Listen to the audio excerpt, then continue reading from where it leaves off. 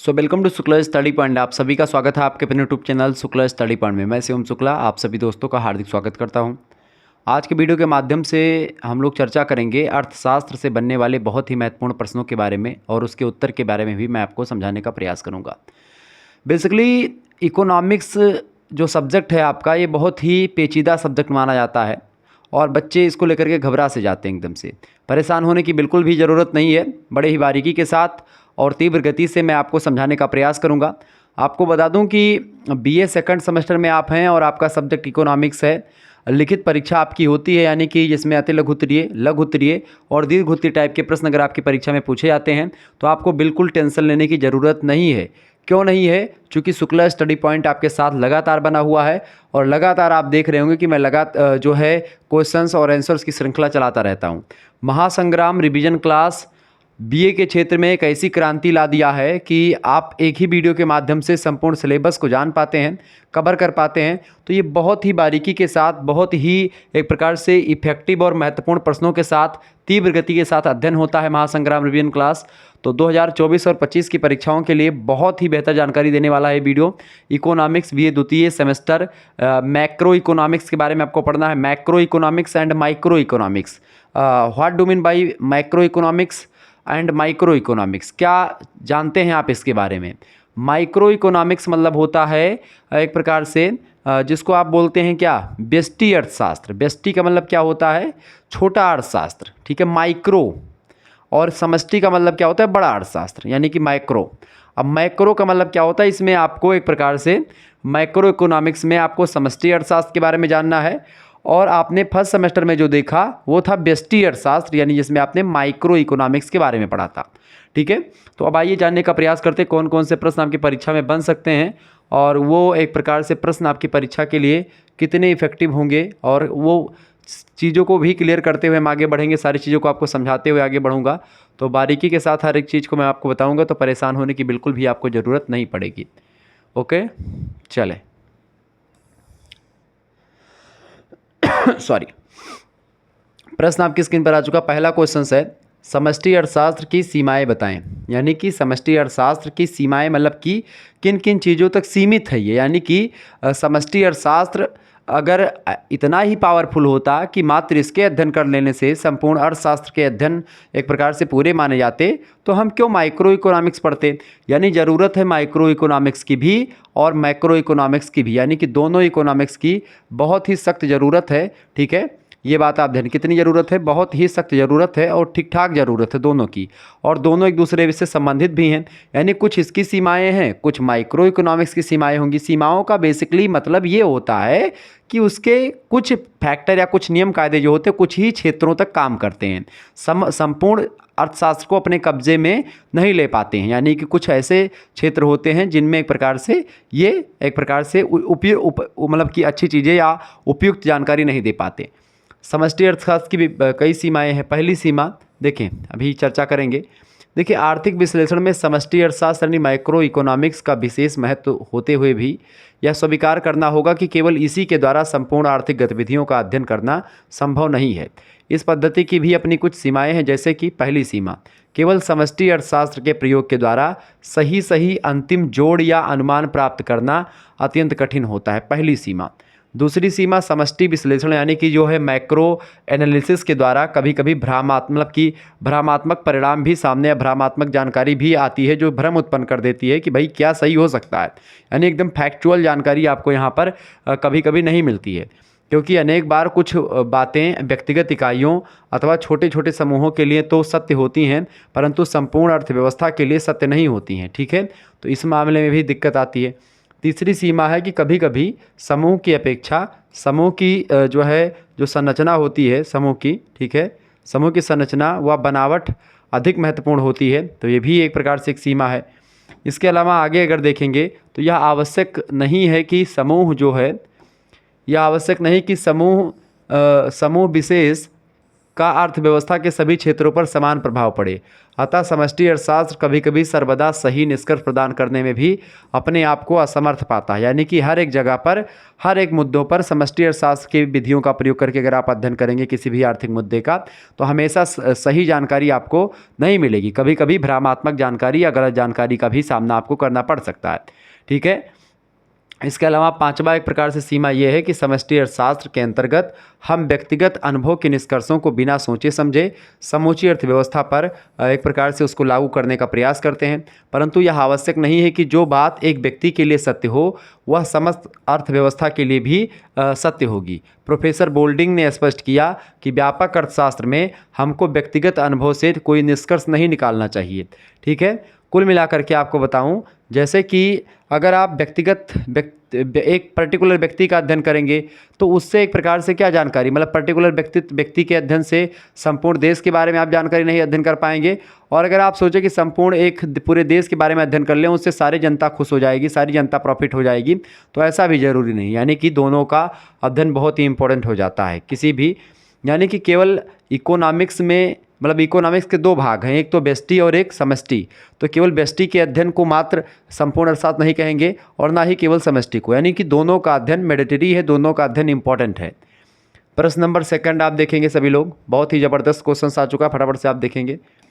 दूसरा प्रश्न है महोदय कि आर्थिक विरोधाभासों, मतलब विरोधाभासों के कुछ उदाहरण दीजिए। यानी जो आर्थिक विरोधाभास होते, कभी कभी कुछ ऐसे मुद्दे होते हैं जो आपस में ही टकरा जाते हैं। कोई मुद्दा आप करें तो किसी क्षेत्र में वही मुद्दा अच्छा माना जाता है, वही मुद्दा किसी दूसरे क्षेत्र में बुरा हो जाता है। इसी को विरोधाभास कहते हैं। जैसे कि मान लेते हैं मैं पढ़ा रहा हूँ तो कुछ बच्चों के लिए एक प्रकार से अच्छा लग रहा होगा, कुछ बच्चे एक प्रकार से उनको नहीं अच्छा लग रहा होगा। ठीक है। तो ये चीज़ें होती हैं। कभी कभी विरोध, जो चीज़ें मैं कर रहा हूँ हो सकता है किसी को बहुत अच्छा लग रहा हो, किसी को बहुत बुरा लग रहा हो, तो दोनों चीज़ें तो हो सकती हैं। यानी कि जो हमारे ना चाहने वाले होंगे उनको बुरा लगेगा कि शुक्लबा कैसे पढ़ा लेता है इतना क्लास। ठीक है। वो हमको दाबने में लग जाएंगे कि तो इसका किसी तरीके से मामला सब गड़बड़वा दो, ये इतना जल्दी कैसे पढ़ा लेता है, हर एक सब्जेक्टवा पढ़ा देता है, क्या बात है।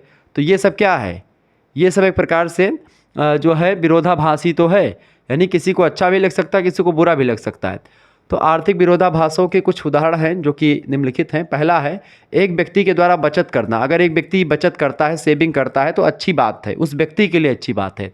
किंतु अगर सामाजिक दृष्टि से देखेंगे तो एक सामाजिक बुराई है बचत करना, क्योंकि जितने ज़्यादा आप सेविंग करेंगे उतने ज़्यादा आप पैसा एक प्रकार से रोक रहे हैं। इससे क्या होगा, दूसरों को हानि होगी। अगर वही पैसा जो है एक प्रकार से समाज के कार्यों में लग जाए या वही पैसा एक प्रकार से आप खर्च कर दें तो इससे क्या हो जाएगा, इससे समाज का भी भला हो सकता है और समाज के लोग भी 4 पैसे आपकी वजह से कमा लेंगे।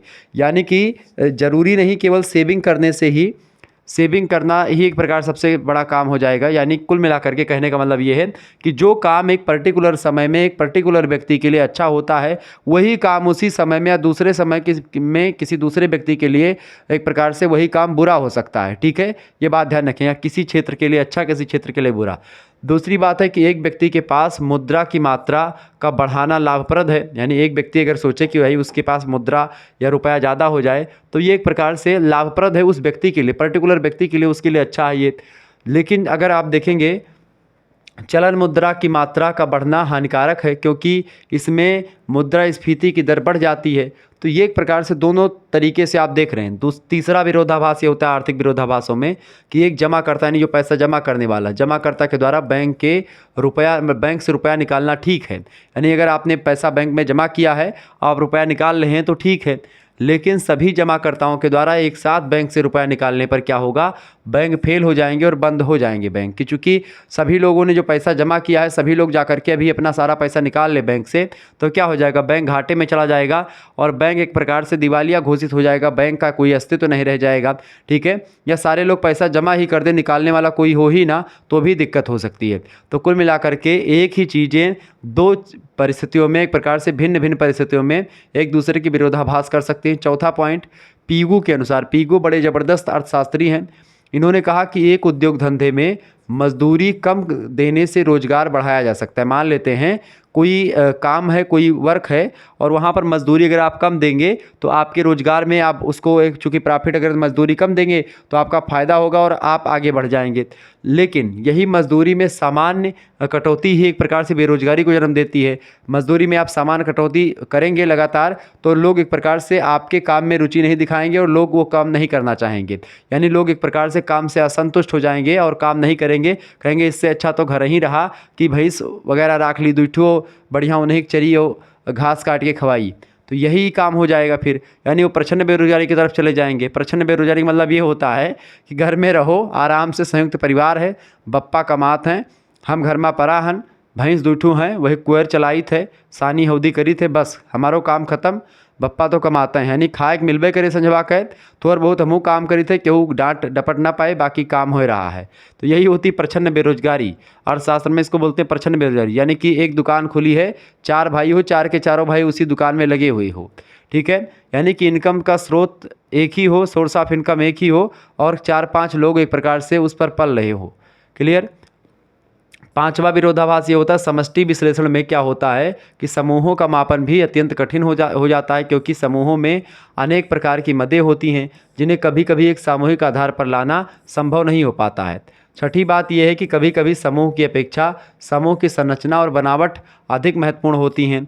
7वें विरोधाभास यह है कि यह आवश्यक नहीं है कि समूह विशेष का अर्थव्यवस्था के सभी क्षेत्रों पर समान प्रभाव पड़े। अतः समष्टि अर्थशास्त्र कभी कभी सर्वदा सही निष्कर्ष प्रदान करने में असमर्थ भी रहता है। हमेशा कोई भी मुद्दा, कोई भी सब्जेक्ट हमेशा सही जानकारी आपको नहीं देता है, ये बात आप ध्यान रखेंगे। यानी हमेशा सही जानकारी आपको सारे व्यक्ति नहीं देते हैं, मतलब सारी चीज़ें आपको हमेशा सही जानकारी नहीं मिलेगी। चाहे कोई भी विषय पढ़ें, चाहे समष्टि अर्थशास्त्र की बात करें, चाहे व्यष्टि अर्थशास्त्र की बात करें या किसी अन्य विषय वस्तु की बात करें, हर एक चीज़ें बिल्कुल आपको सटीक जानकारी नहीं देती हैं। कुछ मामले में वो एक प्रकार से पीछे जरूर हो जाती हैं, कुछ सीमितताएँ हर एक सब्जेक्ट की होती हैं।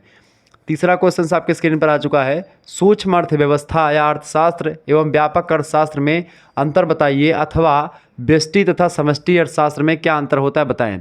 सूक्ष्म अर्थशास्त्र को एक प्रकार से व्यष्टि अर्थशास्त्र कहते हैं और व्यापक अर्थशास्त्र को समष्टि अर्थशास्त्र कहते हैं, ये बात आप ध्यान रखेंगे। यानी सूक्ष्म अर्थशास्त्र को माइक्रो इकोनॉमिक्स और व्यापक को मैक्रो इकोनॉमिक्स के नाम से जाना जाता है। देखिए, व्यष्टि तथा समष्टि अर्थशास्त्र में निम्नलिखित अंतर है, कई अंतर हैं। ये प्रश्न आपसे परीक्षा में 100% आएगा। पहला अंतर यह है महोदय कि व्यष्टि अर्थशास्त्र जो होता है वो छोटी छोटी अथवा व्यक्तिगत इकाइयों, जैसे कि किसी व्यक्ति के बारे में अध्ययन करता है। जैसे मान लेते हैं रमेश के बारे में व्यष्टि अर्थशास्त्र ने अध्ययन किया। माइक्रो इकोनॉमिक्स क्या करता है, रमेश के बारे में अध्ययन करेगा, मुकेश के बारे में अध्ययन करेगा, ठीक है। या फिर कोई परिवार है, परिवार मान लेते हैं कि शुक्ला जी का एक परिवार है, तो शुक्ला जी के परिवार का, एक परिवार का अध्ययन, एक व्यक्ति का अध्ययन, एक फर्म यानी एक उद्योग या कंपनी का अध्ययन, ठीक है, एक उद्योग का अध्ययन, तो किसी पर्टिकुलर चीज़ का अध्ययन करता है। यानी कि किसी छोटे चीज़ का और पर्टिकुलर चीज़ का अध्ययन करता है कौन, जो आपका व्यष्टि अर्थशास्त्र होता है। यानी कि बेसिकली मैं बोलूँ तो माइक्रो इकोनॉमिक्स, और जो आपका ये अध्ययन करता है। और माइक्रो इकोनॉमिक्स जो होता है समष्टि अर्थशास्त्र, ये इकाइयों के योग का अध्ययन करता है। इकाइयों का योग, जैसे कि व्यक्तित्व मतलब व्यक्ति आय या व्यक्तित्व आय का अध्ययन, यानी प्रत्येक व्यक्ति का अध्ययन जो होता है, मतलब कि व्यक्तिगत आय का अध्ययन कौन करता है, व्यष्टि करता है। अब समष्टि क्या करेगा, तमाम प्रकार के व्यक्तियों की जो आय मिला करके राष्ट्रीय आय बनती है, तो पूरे देश की राष्ट्रीय योगों यानी कुल राष्ट्रीय आय का अध्ययन करता है, ठीक है। कुल उपभोग का अध्ययन करता है, कुल विनियोग का अध्ययन करता है, यानी कि एक बड़े पैमाने पर अध्ययन करता है व्यष्टि अर्थशास्त्र, ठीक है। पहला अंतर। दूसरा अंतर यह है कि समष्टि अर्थशास्त्र जो होता है संपूर्ण अर्थव्यवस्था का अध्ययन करता है। क्या था, यानी कि जो माइक्रो इकोनॉमिक्स होता है जो आप पढ़ रहे हैं, ये संपूर्ण अर्थव्यवस्था का अध्ययन करता है, देश की संपूर्ण अर्थव्यवस्था का अध्ययन करता है कौन, समष्टि अर्थशास्त्र। जबकि अगर बात की जाए व्यष्टि अर्थशास्त्र की यानी माइक्रो इकोनॉमिक्स की, तो माइक्रो इकोनॉमिक्स जो होता है वो अर्थव्यवस्था के एक अंग का अध्ययन करता है। किसका, अर्थव्यवस्था के किसी एक अंग का अध्ययन करता है, ये बात आप ध्यान रखेंगे। यानी कि दोनों में बहुत ही ज़्यादा अंतर भी आपको देखने को मिलेगा। जहाँ एक तरफ आपको यहाँ पर व्यष्टि और समष्टि में अंतर देखने को मिल रहा है, अभी वहीं दूसरी तरफ समानताएं भी आपको देखने को मिलेंगी, ठीक है।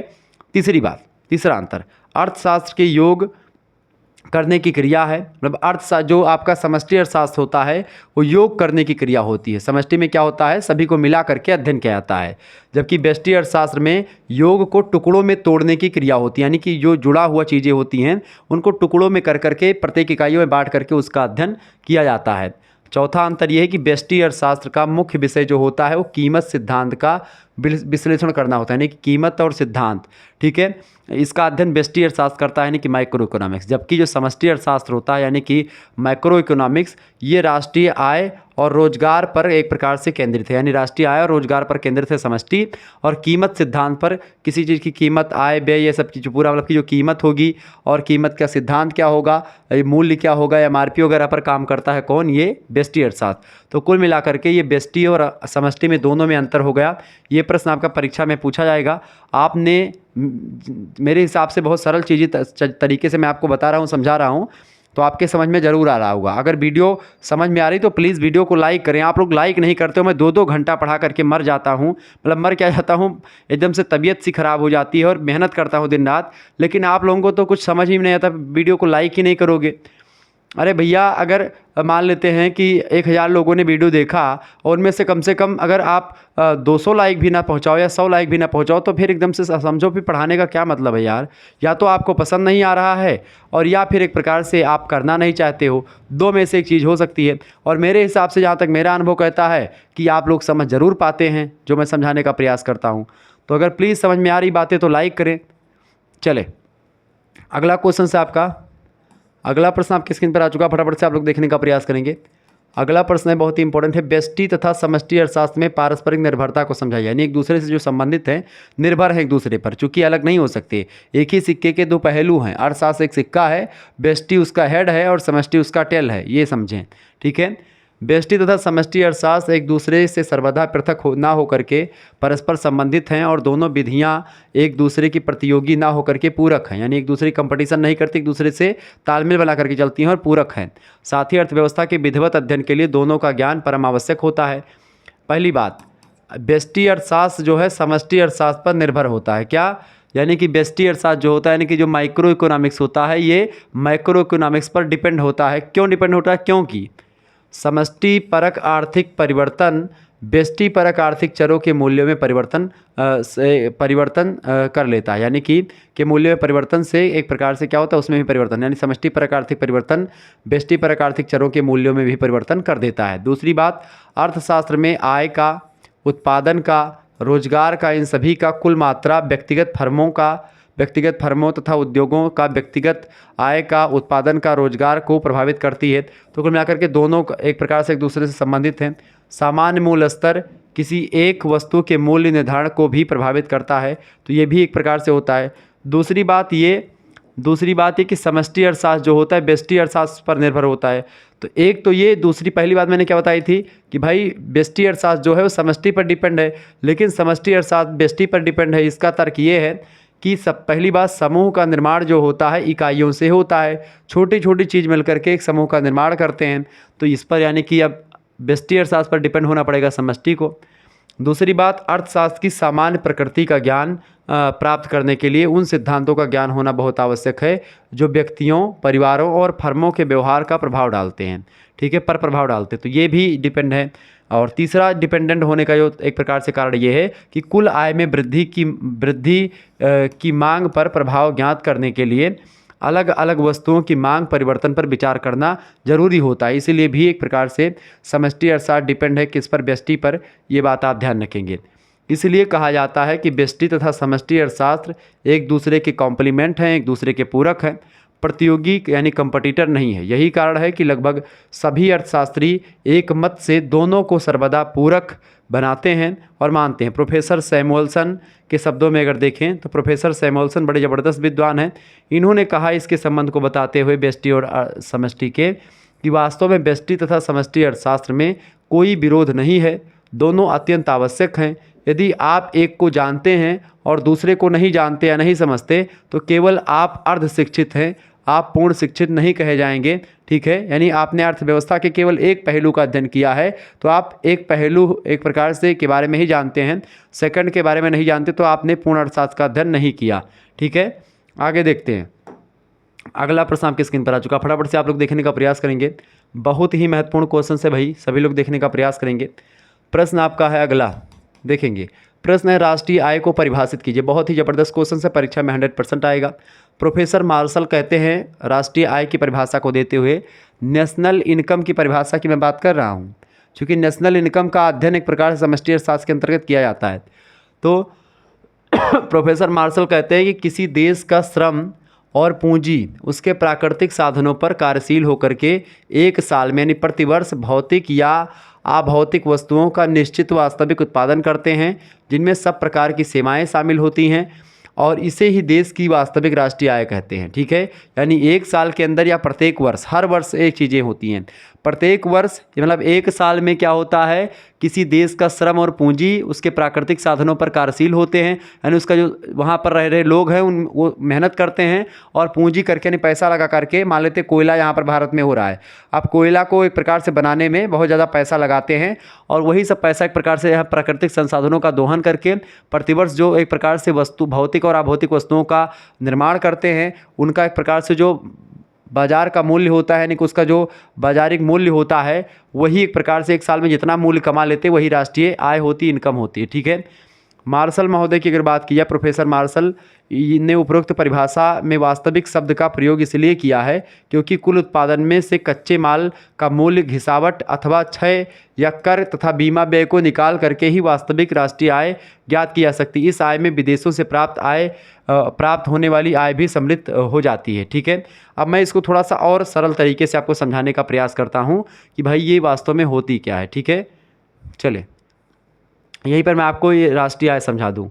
राष्ट्रीय आय मैं आपको थोड़ा सा 1 मिनट में समझाने जा रहा हूँ कि राष्ट्रीय आय होती है, यानी एक कोई देश है, मान लेते हैं अपना ये भारत देश है। ठीक है, ये भारत देश है भैया। भारत देश में क्या है कि कोई मान लेते कोयला पाया जाता है। कोयला क्या है, कोयला है प्राकृतिक संसाधन। अब कोयला प्राकृतिक संसाधन है और भारत के अंदर दबा हुआ है। अब इसको निकालने के लिए हमको करना क्या होगा, राष्ट्रीय आय निकालने के लिए, मतलब राष्ट्रीय आय तो अभी निकल रही है, लेकिन अब सोचो कोयला निकालना कैसे निकालेंगे। कोयला निकालने के लिए हम मशीनों का प्रयोग करेंगे। किसका, मशीनों का प्रयोग करेंगे। ठीक है, मशीनों का प्रयोग करेंगे। दूसरा श्रम का प्रयोग करेंगे। ठीक है, तीसरा क्या करेंगे, टैक्स, यानी जो आप सरकार को या जो कर वगैरह लगेगा, जो पैसा लगेगा इसमें, तो मान लेते हैं और भी तमाम प्रकार की जो पैसे लगेंगे। ठीक है, टैक्स या कर, मैं मतलब बता रहा हूँ कर। ठीक है, ये भी होगा कर वगैरह और सारी चीज़ें मिला करके। तो कोयला बनाने में आपकी मशीनों का एक प्रकार से हाथ रहा, श्रम आपने किया, मेहनत किया, और तमाम प्रकार के और पैसे रुपए लगे, जो कि कच्चे उच्चे माल को इकट्ठा करने में, तमाम प्रकार के रॉ मटेरियल को इकट्ठा करने में एक प्रकार से ये काम हुआ। अब क्या होगा, मान लेते कोयला आपने बनाया कितना भैया, कोयला आपने बनाया एक, या मान लेते 10 किलो कोयला, मतलब मैं ऐसे बता रहा हूँ कि एक समझाने के लिए, 10 किलो कोयला आपने बनाया, 10 किलो कोयला आपने तैयार किया। अब इस 1 किलो कोयले की दाम मार्केट में दाम मान लेते हैं 100 रुपये है, तो 10 किलो कोयले की दाम कितनी हो जाएगी, 10 किलो कोयले की दाम मान लेते हैं 10 रुपये किलो कोयला बिकता है, तो 100 रुपये का ये माल हो गया कुल मिला करके। 100 रुपये आपने तैयार किया, इसमें जिसमें क्या शामिल है, श्रम भी शामिल है, कर भी शामिल है, मशीन का एक प्रकार से खर्चा शामिल है, मजदूरों का खर्चा शामिल है, सब कुछ शामिल है। और ये कितने का ब्यौरा है, 1 साल का। 1 साल में भारत में मान लेते हैं, ऐसे कोयले की मैं बात कर रहा हूँ, ये कोई एक उदाहरण है, बाकी ऐसे तमाम प्रकार के प्राकृतिक संसाधन है, तमाम प्रकार के एक प्रकार से व्यवस्था है। तो आपने मान लेते कोयला तैयार कर लिया इतनी मेहनत करने के बाद में, तो ये जो 100 रुपया मिला, इसमें मशीन वगैरह ये सभी का जो जितना भी आपका ये पैसा लगा था, पूंजी वूंजी सब शामिल है। अब इसमें से मान लेते हैं आपने कुल खर्चा कितना किया था, इसको कुल करने में 50 रुपये आपके खर्चा हो गया, 50 रुपये आपका खर्चा हो गया। 50 तो मैंने बहुत ज़्यादा बता दिया, 50 नहीं खर्चा होगा। ओ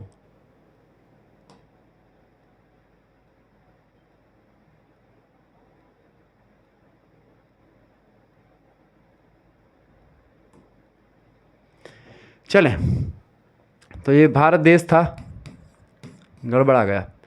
ठीक है, 1 साल की मैंने बात की थी कि 1 साल में क्या हो रहा, कोयला आपने तैयार क्या जिसमें श्रम पूंजी, इसमें क्या लगा है, श्रम लगा है, पूंजी लगी है, और भी तमाम सारी चीज़ें लगी हुई हैं। ठीक है, अब इसमें क्या होगा, मान लेते 25 रुपया आपका यहाँ पर क्या लगा है, 25 रुपये लगे हैं यहाँ पर आपके, 25 रुपये कोयला बनाने में। और कितना कोयला आपने, 10 किलो कोयला तैयार किया। 10 किलो कोयले तैयार की, अगर आपने तैयार किया है, उसका दाम कितना है मार्केट में, जो प्राइस है वो कितनी है, 100 रुपये हो, यानी कि 1 किलो का दाम कितना है, 10 रुपये। तो 100 रुपये आपने मान लेते हैं यहाँ पर से कमाया, ₹100 का पूरा आपने कोयला तैयार किया है, इनमें से ₹25 आपका वो लगा है एक प्रकार से, जितना भी आपका पूंजी वूंजी लगा है, इसमें से आप ₹25 क्या कर देंगे, माइनस कर देंगे, तो बचेगा कितना भैया, ₹75। यही ₹75 क्या हो जाएगा, यही ₹75 राष्ट्रीय आय हो जाएगा 1 वर्ष का। वैसे राष्ट्रीय आय 1 वर्ष का या 6 महीने का जो जैसा भी निकलते हों, हालांकि 1 वर्ष का ही निकलता है, ठीक है। राष्ट्रीय निकालने के लिए क्या होता है आपका 1 अप्रैल से लेकर के 31 मार्च, ठीक है, ये आपका वित्तीय वर्ष के रूप में मनाया जाता है। तो इसमें क्या होता है भैया, ये ₹25 आपका क्या करेगा, मूल्य ह्रास, ये जो होता है मूल्य ह्रास पूंजी या आपने जो एक प्रकार से रॉ मटेरियल यूज किया वो सब एक प्रकार से घटा देंगे, तो ₹75 आपने राष्ट्रीय आय हो गई आपकी। यानी कि आपके देश में क्या हुआ, 1 साल के अंदर उत्पादन वगैरह करके आपने जो भौतिक चीज़ें तैयार की उसकी जो मार्केट वैल्यू है वो ₹100 है, लेकिन ₹100 जो आपका प्राप्त हुआ है इसमें आपने जो है मेहनत करी है, जो अपना पैसा लगाया अपनी तरफ से, उसको काट पीट करके जो चीज़ें मिलती हैं वही एक प्रकार से वास्तविक आय होती है। ये बात आप ध्यान रखेंगे। तो इसीलिए एक प्रकार से प्रोफेसर मार्शल महोदय ने इसको वास्तविक आय के रूप में परिभाषित किया है, ये बात आप ध्यान रखेंगे। अगला क्वेश्चन है सकल राष्ट्रीय उत्पाद क्या है, अब इसको समझ लेते हैं। सकल राष्ट्रीय उत्पाद जिसको आप जीडीपी बोलते हैं, ठीक है, सकल राष्ट्रीय उत्पाद यानी शुद्ध राष्ट्रीय उत्पाद जिसको आप क्या बोलते हैं, सकल राष्ट्रीय उत्पाद को क्या बोलते हैं, सकल घरेलू उत्पाद को बोलते हैं जीडीपी। ग्रास डोमेस्टिक प्रोडक्ट जो होता है वो घरेलू उत्पाद होता है। सकल राष्ट्रीय उत्पाद की अगर बात की है तो सकल यानी ग्रास नेशनल प्रोडक्ट, जीएनपी बोलेंगे इसको, ठीक है। और शुद्ध राष्ट्रीय उत्पाद की अगर बात की तथा लगा है, शुद्ध का मतलब क्या होता है, एनएनपी, यानी कि नेट नेशनल प्रोडक्ट, एनएनपी। तो यानी कि जीएनपी और मतलब कि जीएनपी और एनएनपी की बात यहाँ पर हो रही है। आप समझते हैं कि भाई है क्या, तो यानी कि सकल राष्ट्रीय उत्पाद यानी कि इसकी बात की है तो ये क्या है, ये है आपका जीएनपी। जीएनपी में से जब क्या घटाते हैं, जीएनपी में से मूल्य ह्रास या सब कुछ जब घटा देते हैं, मूल्य ह्रास का मतलब क्या होता है, जो आपने पूंजी तैयार करी है या जो एक प्रकार से आपकी पूंजी लगी है, श्रम लगा है, इसको जब आप घटा देते हैं तो एक प्रकार से आपका नेट नेशनल प्रोडक्ट निकल जाता है, ठीक है। देखिए किसी अर्थव्यवस्था में जो भी अंतिम वस्तुएं और सेवाएं 1 साल के अंदर, 1 साल की अवधि में उत्पादित की जाती हैं, किसमें, 1 साल के अंदर किसी भी अर्थव्यवस्था के अंदर, उन सभी के बाजार मूल्य के योग को सकल राष्ट्रीय उत्पाद कहते हैं। सकल माने जिसमें आपका जितना पैसा आपने लगाया, कितना श्रम में लगा, कितना कच्चा माल में लगा, उससे नहीं मतलब है, वो सब मिला करके इंक्लूडेड ऑफ ऑल यू, ठीक है, उन सभी को मिला करके जितना सब तैयार हुआ है वो आपका राष्ट्रीय उत्पाद होता है। अगर इसमें से आप जो है जीएनपी में से सकल माने कुल सब कुछ हो, जब मन श्रम पूंजी सब मिलाए लियो तो सकल होगा, और सकल माह से अगर यह पूंजी श्रम और जितना पैसा आप लगाए हो वह का निकाल लियो। अब जब मन से निकाले वो तो का बचे, नेट बचे। नेट माने का हुआ था एकदम वास्तविक रियल, तो नेट नेशनल प्रोडक्ट हो जाए, है का हो जाए, एनएनपी, नेट नेशनल प्रोडक्ट, वास्तविक या एक प्रकार से शुद्ध राष्ट्रीय उत्पाद जिसको आप बोलेंगे, ठीक है। तो शुद्ध राष्ट्रीय उत्पाद वो हो जाएगा। इसमें हम केवल उन्हीं वस्तुओं और सेवाओं को लेते हैं जो कि बाजार में आती हैं, उनको शामिल किया जाता है। शुद्ध राष्ट्रीय उत्पाद की अगर बात की तो सकल राष्ट्रीय उत्पाद में से मूल्य ह्रास और पुरानेपन से होने वाला जो ह्रास यानी कमी होती है उसको घटा देने से जो शेष बचता है उसे ही राष्ट्रीय उत्पाद कहते हैं, शुद्ध राष्ट्रीय उत्पाद बेसिकली। इसे बाजारों पर राष्ट्रीय आय भी कहते हैं। तो बाजारों में इसी को राष्ट्रीय आय कहते हैं। मैंने राष्ट्रीय आय इसलिए समझा दिया था पहले विस्तार से, ताकि आपको जीडीपी और मतलब कि जीएनपी और एनएनपी में दिक्कत ना हो। तो इसको बोलते हैं एनएनपी, नेट नेशनल प्रोडक्ट, और इसको बोलते हैं जीएनपी यानी कि जो है ग्रास नेशनल प्रोडक्ट, ठीक है। ऐसे ही आपका होता है जीडीपी। जीडीपी सकल घरेलू उत्पाद होता है। एक देश की सीमा के अंतर्गत जब एक प्रकार से चीज़ें होती हैं तो जीडीपी कहलाती हैं, ठीक है। आगे देखते हैं, उस वजह से जब मूल्य ह्रास और ये सब घटा देते हैं तो वो आपका पड़ता है मतलब कि एनडीपी मिलता है। आगे देखेंगे, अगला क्वेश्चन आ चुका है, वास्तविक आय को परिभाषित कीजिए। राष्ट्रीय आय की गणना चालू कीमतों पर होने के कारण से उसे वास्तविक आय का बोध नहीं होता है। यदि किसी वर्ष को आधार वर्ष मान करके उसकी कीमतों के आधार पर राष्ट्रीय आय की गणना की जाए तो वास्तविक आय ज्ञात की जा सकती है। यह संभव है कि किसी वर्ष में पिछले वर्ष की तुलना में उत्पादन कम हुआ हो, किंतु कीमतें बढ़ जाने के कारण से क्या होता है, शुद्ध राष्ट्रीय उत्पाद का अनुमान अधिक हो, किंतु यह वास्तविक स्थिति नहीं है और ना ही इससे अर्थव्यवस्था का सही ज्ञान होता है। इस दोष को दूर करने के लिए वास्तविक आय की संकल्पना करी गई है। वास्तविक आय को जानने के लिए एक सामान्य वर्ष को आधार वर्ष माना जाता है तथा उसके कीमत स्तर को 100 मान लिया जाता है कि भाई आपका मतलब उस देश का कीमत स्तर क्या है, 100 है। फिर जिस वर्ष की वास्तविक आय ज्ञात करनी होती है उस वर्ष का कीमत स्तर जो है ज्ञात किया जाता है तथा निम्न समीकरण के द्वारा या उसके आधार पर वास्तविक आय की गणना करी जाती है, ठीक है। ये बात आप ध्यान रखेंगे। कौन सा एक प्रकार समीकरण है? शुद्ध वास्तविक आय मतलब वास्तविक शुद्ध राष्ट्रीय उत्पाद ज्ञात करने के लिए आप क्या करेंगे? वास्तविक शुद्ध राष्ट्रीय उत्पाद ज्ञात करने के लिए, यानी कि वास्तविक मतलब रियल नेट नेशनल उत्पाद यानी प्रोडक्ट एनएनपी, और वो भी शुद्ध वास्तविक एकदम से ज्ञात करने के लिए मौद्रिक शुद्ध राष्ट्रीय उत्पाद और वर्ष का जो कीमत निर्देशांक है दोनों का भाग दे देंगे और 100 से गुणा कर देंगे, निकल आएगा ऑलरेडी। ठीक है, ये सूत्र होता है। आगे देखेंगे, अगला क्वेश्चन है। अगला प्रश्न आपकी स्क्रीन पर आ चुका है। प्रश्न आप देखें बड़ा ही ज़बरदस्त है। प्रश्न है साधन लागत पर शुद्ध राष्ट्रीय उत्पाद को परिभाषित कीजिए। तो जो कीमतें बाजार में प्रचलित होती हैं उनमें अप्रत्यक्ष करों का समावेश होता है। बाजार कीमतों पर क्या होता है? अप्रत्यक्ष कर जो होते हैं वो इंक्लूडेड होते हैं। जैसे कि अगर आप एक टॉफ़ी भी खाते हैं, अब टॉफ़ी में अगर आपको दिखाऊं, मान लेते हैं सेंटर फ्रेश आप ये खाते हैं, ठीक है, चिलगम। अब ये चिलगम आप अगर खाते हैं तो इस पर भी आपको टैक्स देना पड़ता है। इसमें यह लिखा हुआ है, इसमें क्या लिखा हुआ भैया? ये 28 ग्राम मतलब 2.8 ग्राम का एक पैकेट है। इसमें भी आपको इनकम ऑफ ऑल टैक्सेस लिखा हुआ मिलता है। ठीक है, यहीं पर आपको पूरा का पूरा ब्यौरा मैं आपको बता देना चाहता हूँ।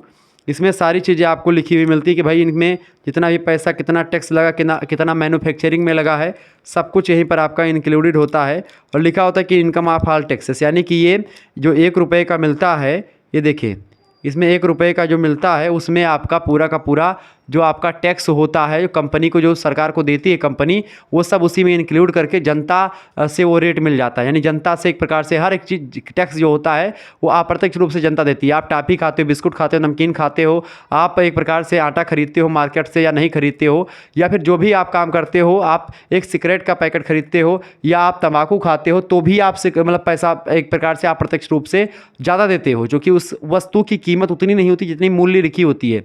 एमआरपी का मतलब क्या होता है? Maximum retailer price. ठीक है, उससे अधिक ना ही बेच सकते एमआरपी से ऊपर। तो इसीलिए एक प्रकार से उस पर इंक्लूडेड होता है सब कुछ, जितने टैक्स वगैरह होते हैं। तो जो कीमतें बाजार में प्रचलित होती हैं उनमें अप्रत्यक्ष करों का समावेश होता है। इसके साथ ही सरकार उद्योगों को आर्थिक सहायता भी देती है। यदि बाजार कीमत पर कुल राष्ट्रीय उत्पाद में अप्रत्यक्ष करों को घटा दिया जाए, यानी जो अप्रत्यक्ष कर लगाए गए हैं उनको घटा दिया जाए, तो उसमें आर्थिक सहायता की राशि को जोड़ दिया जाए, आवश्यक सहायता की राशि को जोड़ दिया जाए, तो हम साधन लागत पर शुद्ध राष्ट्रीय उत्पादन ज्ञात कर सकते हैं। इसका सूत्र इस प्रकार है कि GNP/FC। FC क्या होता है? FC का मतलब होता है साधन लागत। ठीक है, यानी कि साधन लागत को FC बोलते हैं, बराबर NGP। ठीक है, यानी नेट ग्रास प्रोडक्ट। GNP मतलब क्या होता है? Grass national product. ठीक है, इसमें MP का मतलब होता है आपका, MP मतलब होता है बाजार कीमत यानी कि मार्केट प्राइस।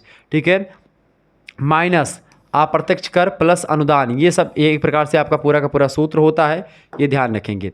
उपरोक्त सूत्र में जो एक प्रकार से FC है उसको साधन लागत और MP को बाजार लागत कहा जाता है। आगे देखेंगे, अगला पॉइंट आपकी स्क्रीन पर आ चुका, फटाफट से आप लोग देखने का प्रयास करेंगे, बहुत ही ज़बरदस्त क्वेश्चन है। प्रश्न है वास्तविक राष्ट्रीय आय ज्ञात करने को का सूत्र लिखिए। देखिए, वास्तविक राष्ट्रीय आय का सूत्र ज्ञात करने के लिए क्या करना होगा? ये वास्तविक राष्ट्रीय आय बराबर क्या होता है? मौद्रिक राष्ट्रीय आय बटे उस वर्ष की कीमत निर्देशांक गुणे 100। ये एक प्रकार से सूत्र है वास्तविक राष्ट्रीय आय ज्ञात करने का। दूसरा क्वेश्चन है मतलब अगला, बाजार कीमतों पर शुद्ध राष्ट्रीय उत्पाद का सूत्र कैसे निकालेंगे? तो बाजार कीमतों पर शुद्ध राष्ट्रीय उत्पाद के सूत्र निकालने के लिए बाजार कीमतों पर जो सकल राष्ट्रीय उत्पाद है माइनस मूल्य ह्रास घटा देंगे, आपका निकल आएगा। तीसरा मतलब अगला प्रश्न, वर्तमान में राष्ट्रीय आय समंकों की गणना का आधार वर्ष क्या है? तो 1993 से 94 जो है यही एक प्रकार से गणना का वर्तमान में राष्ट्रीय आय के समंकों का गणना करने का वर्ष है। हालांकि इस डाटा में हो सकता है चेंज हुआ हो, तो इसको थोड़ा सा ध्यान से उतार दीजिएगा। इस पर मैं मतलब कि मैंने देखा नहीं इसको। बाकी आगे देखेंगे, सामाजिक लेखांकन विधि के विकास में योगदान देने वाले 2 अर्थशास्त्रियों के नाम लिखिए। तो W. लियोनटिफ और रिचर्ड स्टोन, ये दोनों नाम ध्यान रखिएगा, परीक्षा में प्रश्न आया हुआ है कई बार, अति लघु उत्तरीय में, राम मनोहर लोहिया विश्वविद्यालय में प्रश्न लगातार पूछे जाते रहे हैं, तो आप सभी लोग ध्यान से पढ़िएगा। अगला प्रश्न, सामाजिक लेखांकन की 2 रीतियों के नाम बताइए। तो पहली रीति है जो है लियोनफिट मतलब कि लियोनटिफ की आदा प्रदा प्रणाली, और दूसरी है मॉरिस कोपलैंड का द्रव्य प्रवाहों का अध्ययन। ठीक है, ये बात आप ध्यान रखेंगे। इस विधि के अंतर्गत एक अर्थव्यवस्था को किन क्षेत्रों में विभाजित किया जा सकता है? तो 4 क्षेत्रों में आप विभाजित कर सकते हैं, एक व्यावसायिक क्षेत्र, व्यक्तिगत क्षेत्र, राजकीय क्षेत्र और विदेशी क्षेत्र। तो आप एक प्रकार से जो है व्यावसायिक क्षेत्र, व्यक्तिगत क्षेत्र, राजकीय क्षेत्र और विदेशी क्षेत्रों में आप अर्थव्यवस्था के क्षेत्रों को बांट सकते हैं। अगला प्रश्न आपकी स्क्रीन पर आ चुका, व्यावसायिक क्षेत्र में क्या क्या शामिल किया जा सकता है? व्यावसायिक क्षेत्र में अगर बात की जाए तो सार्वजनिक या निजी रूप से संचालित कंपनियों को, एकाकी या व्यापारी और साझेदारी की फर्मों को भी शामिल किया जा सकता है। अगला प्रश्न आपके स्क्रीन पर आ चुका है, राष्ट्रीय आय की गणना की कौन कौन सी रीतियाँ फेमस हैं। राष्ट्रीय आय की गणना की 5 रीतियाँ फेमस हैं। ठीक है, ये प्रश्न परीक्षा में कई बार आया हुआ है। पहली है उत्पादन रीति, दूसरी है आय रीति, तीसरी है मिश्रित रीति, चौथी है व्यय रीति, पांचवी है राष्ट्रीय लेखांकन रीति। उत्पादन कितना हुआ है उसके अकॉर्डिंग आप राष्ट्रीय आय निकालते हैं। दूसरा है आय रीति, आय रीति की अगर बात की जाए यानी कितना कमाई हो रही देश में, वो उस पर एक प्रकार से अगर रखेंगे तो वो होता है। तीसरा होता है मिश्रित रीति, ठीक है, आय और व्यय दोनों को मिला करके, मतलब, और ये चौथी है व्यय रीति और पांचवी है सामाजिक लेखांकन नीति। ये 5 विधियों के माध्यम से राष्ट्रीय आय निकाली जा सकती है। अगला क्वेश्चन आ चुका है।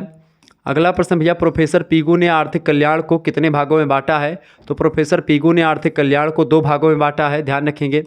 अगला प्रश्न, रोजगार के प्रतिष्ठित सिद्धांत का मूलाधार क्या है। तो रोजगार के प्रतिष्ठित सिद्धांत का मूलाधार जो है वो जेबीसी का जो बाजार का नियम है वही है। ठीक है, अगला प्रश्न, जेबीसी का बाजार नियम क्या है। तो पूर्ति अपनी मांग का स्वयं सृजन कर लेती है, ये जेबीसी का बाजार नियम है। अगला क्वेश्चन से, रोजगार स्तर के निर्धारण के लिए पीगू का सूत्र क्या है। पीगू का सूत्र है N बराबर QI/W। ठीक है, जहाँ पर N मतलब क्या होता है, Q मतलब क्या होता है इसको बता दूँ।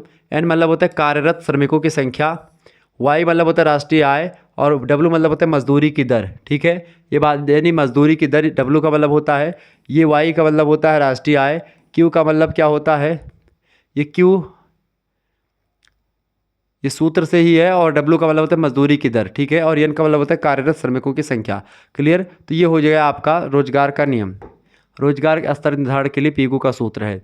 जेबीसी का जो बाजार नियम क्या कहता है, पूर्ति अपनी मांग का सृजन स्वयं कर लेती है, यानी कि पूर्ति जो होती है, यानी कि डिमांड एंड सप्लाई पर पूरी की पूरी इकोनॉमिक्स टिकी हुई है। डिमांड एंड सप्लाई ये नियम एक प्रकार से अगर आपने समझ लिया, पूरा एक प्रकार से इकोनॉमिक्स आपके हाथ में होगा, ये बात आप ध्यान रखेंगे। अब बाजार, ये supply, demand and supply basically होती क्या है। डिमांड मतलब क्या होता है, जितनी मांग होगी उसी के हिसाब से पूर्ति की जाएगी, यानी कि जैसे मान लेते हैं जैसे कि आपका पेपर 20 तारीख को है या 18 तारीख को है, 19 तारीख को है, अगर उससे एक दिन पहले मैं वीडियो आपको दे दूंगा, महासंग्राम रिवीजन क्लास, यानी आपकी परीक्षा से 1-2 दिन पहले अगर आपको क्लास मिल जाएगी तो आपकी चूंकि रिक्वायर्ड है, आप मांग है, डिमांड है कि सर जी वीडियो दीजिए इकोनॉमिक्स की, तो आ गई वीडियो भैया। तो सप्लाई मैंने कर दिया, तो डिमांड एंड सप्लाई के नियम पर जब होगा तो व्यू थोड़े से ज़्यादा आ जाएंगे। तो ये होता है एक प्रकार से डिमांड एंड सप्लाई का नियम, यानी कि पेपर है और वीडियो मिल गई, आपने आसानी से देख लिया। अब पेपर नहीं होता तो आप लोग नहीं आते, मुझे पता, चूँकि आप लोग जो है, अच्छा आजकल तो एक आध दो कमेंट आप लोग जो है करने लगे हैं, बड़ा मैं देखता हूं कि लीजेंड आर वाचिंग जो है एग्ज़ाम बिफोर 1 आवर 2 आवर ऐसे लिख करके, मतलब कि मैं आज पेपर है, आज किस किस का पेपर है मैं भी देख रहा हूं अभी, तो उसके बड़े लाइक आते हैं और सभी लोग, बच्चे जो है सब आधुनिक हो गए हैं। अच्छा एक बात बता दूं आपको, रील देखने की आदत अगर आपको हो गई है तो वही छोटी वीडियोस देखने की आदत हो गई, तो आप लोग बस एक ही वीडियो में सब कुछ चाहते हो और जल्दी जल्दी चाहते हो। इस दौरान मैं आपको खुल करके सही तरीके से समझाने में अपने आप को असमर्थ पाता हूँ। कभी कभी क्या होता है कि जब मैं तीव्र गति से बढ़ता हूँ आगे तो आपको समझा नहीं पाता हूँ। कभी कभी मेरे अंदर खुद ही एक प्रकार से प्रश्न उठता है कि भैया ये कौन मेरा पढ़ावत हो, समझौते का है नहीं लड़कन का। तब बाहर से दूसर दिमाग आवत है, दूसर अंदरूनी आत्मा कहा थी कि भैया लड़के तो अपने कहा थे जल्दी जल्दी गुरुजी कौन है मेरे से बताओ, पास हुई बस। लेकिन अगली बार से, यानी कि जब आप 3rd सेमेस्टर की तैयारी में होंगे, 3rd सेमेस्टर में होंगे, आपको चैप्टर वाइज वीडियो मैं प्रोवाइड करवाऊंगा। जैसे ही आपका पेपर संपन्न होगा तुरंत आपकी चैप्टर वाइज वीडियो प्रोवाइड शुरू हो जाएंगी और चैप्टर 1, 2, 3 सब पढ़ाऊंगा, अंत तक पढ़ना पड़ेगा आपको। और आपको ब्रिलियंट, मतलब बीए के क्षेत्र में अगर आप आए हैं, आप सोच रहे हैं हल्के में लेकर के आप लोग छोड़ देते हो बीए को, इसीलिए बहुत लोग मजाक उड़ाते हैं, अरे बीए तो ऐसे हो जाएगा। तो बीए में भी आपको अच्छे तरीके से पढ़ना सिखाने का काम मैं करूंगा और आप करते भी हैं। ठीक है, चले, प्रतिष्ठित सिद्धांत से हमारा क्या अभिप्राय है। प्रतिष्ठित सिद्धांत क्या है भैया, प्रतिष्ठित सिद्धांत से हमारा क्या अभिप्राय है। प्रतिष्ठित सिद्धांत से हमारा अभिप्राय उन विचारों से होता है जो केन्सियंस क्रांति से पूर्व प्रचलित में थे। ठीक है, अगला प्रश्न है, से के बाजार नियम में निहित 2 तत्व बताइए। तो जेबीसी में पहला नियम है कि सामान्य अति उत्पादन और सामान्य बेरोजगारी की समस्या अस्वाभाविक और असंभव है। दूसरी बात, आर्थिक वित्त प्रणाली स्वतः समायोजनशील होती है। ये 2 तत्व इसमें जेबीसी के बाजार नियम में इंक्लूडेड हैं। अगला प्रश्न आपकी स्क्रीन पर आ चुका है, फटाफट से आप लोग देखने का प्रयास करेंगे। अगला क्वेश्चन क्या है महोदय? प्रश्न है कि राष्ट्रीय आय की बनावट के क्या अभिप्राय हैं? तो राष्ट्रीय आय की बनावट अथवा गठन के अंतर्गत विभिन्न क्षेत्रों के योगदान को शामिल किया जाता है, जैसे कृषि और कृषि से संबंधित क्षेत्रों की आय, व्यापार, परिवहन, संचार और अन्य सेवाएं इत्यादि। ठीक है, इन क्षेत्रों के योगदान में भारी विभिन्नता पाई जाती है, अर्थात कुछ क्षेत्रों का योगदान बहुत अधिक होता है और कुछ क्षेत्रों का योगदान बहुत कम होता है। ठीक है, इसके अतिरिक्त इसके इनके महत्व में भी परिवर्तन होता रहा है। सामान्यतया अल्प विकसित जो राष्ट्र है यानी कम विकसित हैं यहाँ भी जिनका विकास हो रहा है, राष्ट्रीय आय में कृषि और कृषि से संबंधित क्षेत्रों जैसे कि पशुपालन, वानिकी इत्यादि का योगदान अधिक होता है। और जबकि विकसित राष्ट्रों में उद्योग होते हैं, सेवा के तमाम क्षेत्र होते हैं, इनमें एक प्रकार से इन चीज़ों से तमाम पैसे मिलते हैं और इस कारण से वहाँ की जो राष्ट्रीय आय की जीडीपी वगैरह होती है वो बढ़ी हुई होती है। कुल मिलाकर के अपना जो इंडिया है वो एक प्रकार से कृषि और सेवाओं दोनों पर डिपेंड है और मिश्रित विकसित देश है। अपना देश कैसा है? विकासशील देश है, यानी इसका विकास हो रहा है। कुछ रिपोर्ट के अकॉर्डिंग अगर देखें तो भारत का एक प्रकार से विकास हो चुका है और भारत एक विकसित देश की कैटेगरी में आ गया। अमेरिका की कोई संस्था थी उसने ही बताया था 1-2 साल पहले ही ये रिपोर्ट आ गई थी। हालांकि अभी भारत भी विकसित देश ही है, पूर्ण रूप से विकास भारत का हुआ नहीं है। अगला क्वेश्चन आपके स्क्रीन पर आ चुका, फटाफट से आप लोग देखने का प्रयास करेंगे। अगला क्वेश्चन है राष्ट्रीय आय लेखांकन की परिभाषा दीजिए। देखिए, ईडे और एटी पीकॉक महोदय कहते हैं कि सामाजिक लेखांकन जो होता है मानव अथवा मानवीय संस्थाओं की क्रियाओं के सांख्यिकीय वर्गीकरण से इस प्रकार से रिलेटेड होता है कि यह संपूर्ण अर्थव्यवस्था के कार्यकरण को समझाने में सहायक होता है। और लेकिन सामाजिक लेखांकन आर्थिक क्रिया के केवल वर्गीकरण को ही शामिल नहीं करता, बल्कि एकत्रित की गई जानकारी के उपयोग को भी आर्थिक प्रणाली में कार्यकरण की जांच करने के लिए शामिल करता है। इस प्रकार राष्ट्रीय आय लेखांकन या राष्ट्रीय लेखांकन में आंकड़ों का एकत्रीकरण करना यानी कि तथ्यों का इकट्ठा करना और उन तथ्यों का विश्लेषण करना शामिल होता है। राष्ट्रीय लेखांकन में क्या होता है? राष्ट्रीय आय से संबंधित जो लेखांकन में क्या होता है? आंकड़ों को इकट्ठा करना और उन आंकड़ों को एकत्रित करके उनका विश्लेषण करना कैटेगरी में बना करके बढ़िया तरीके से। ठीक है, दूसरे विद्वान आते हैं स्टोन और मोरे।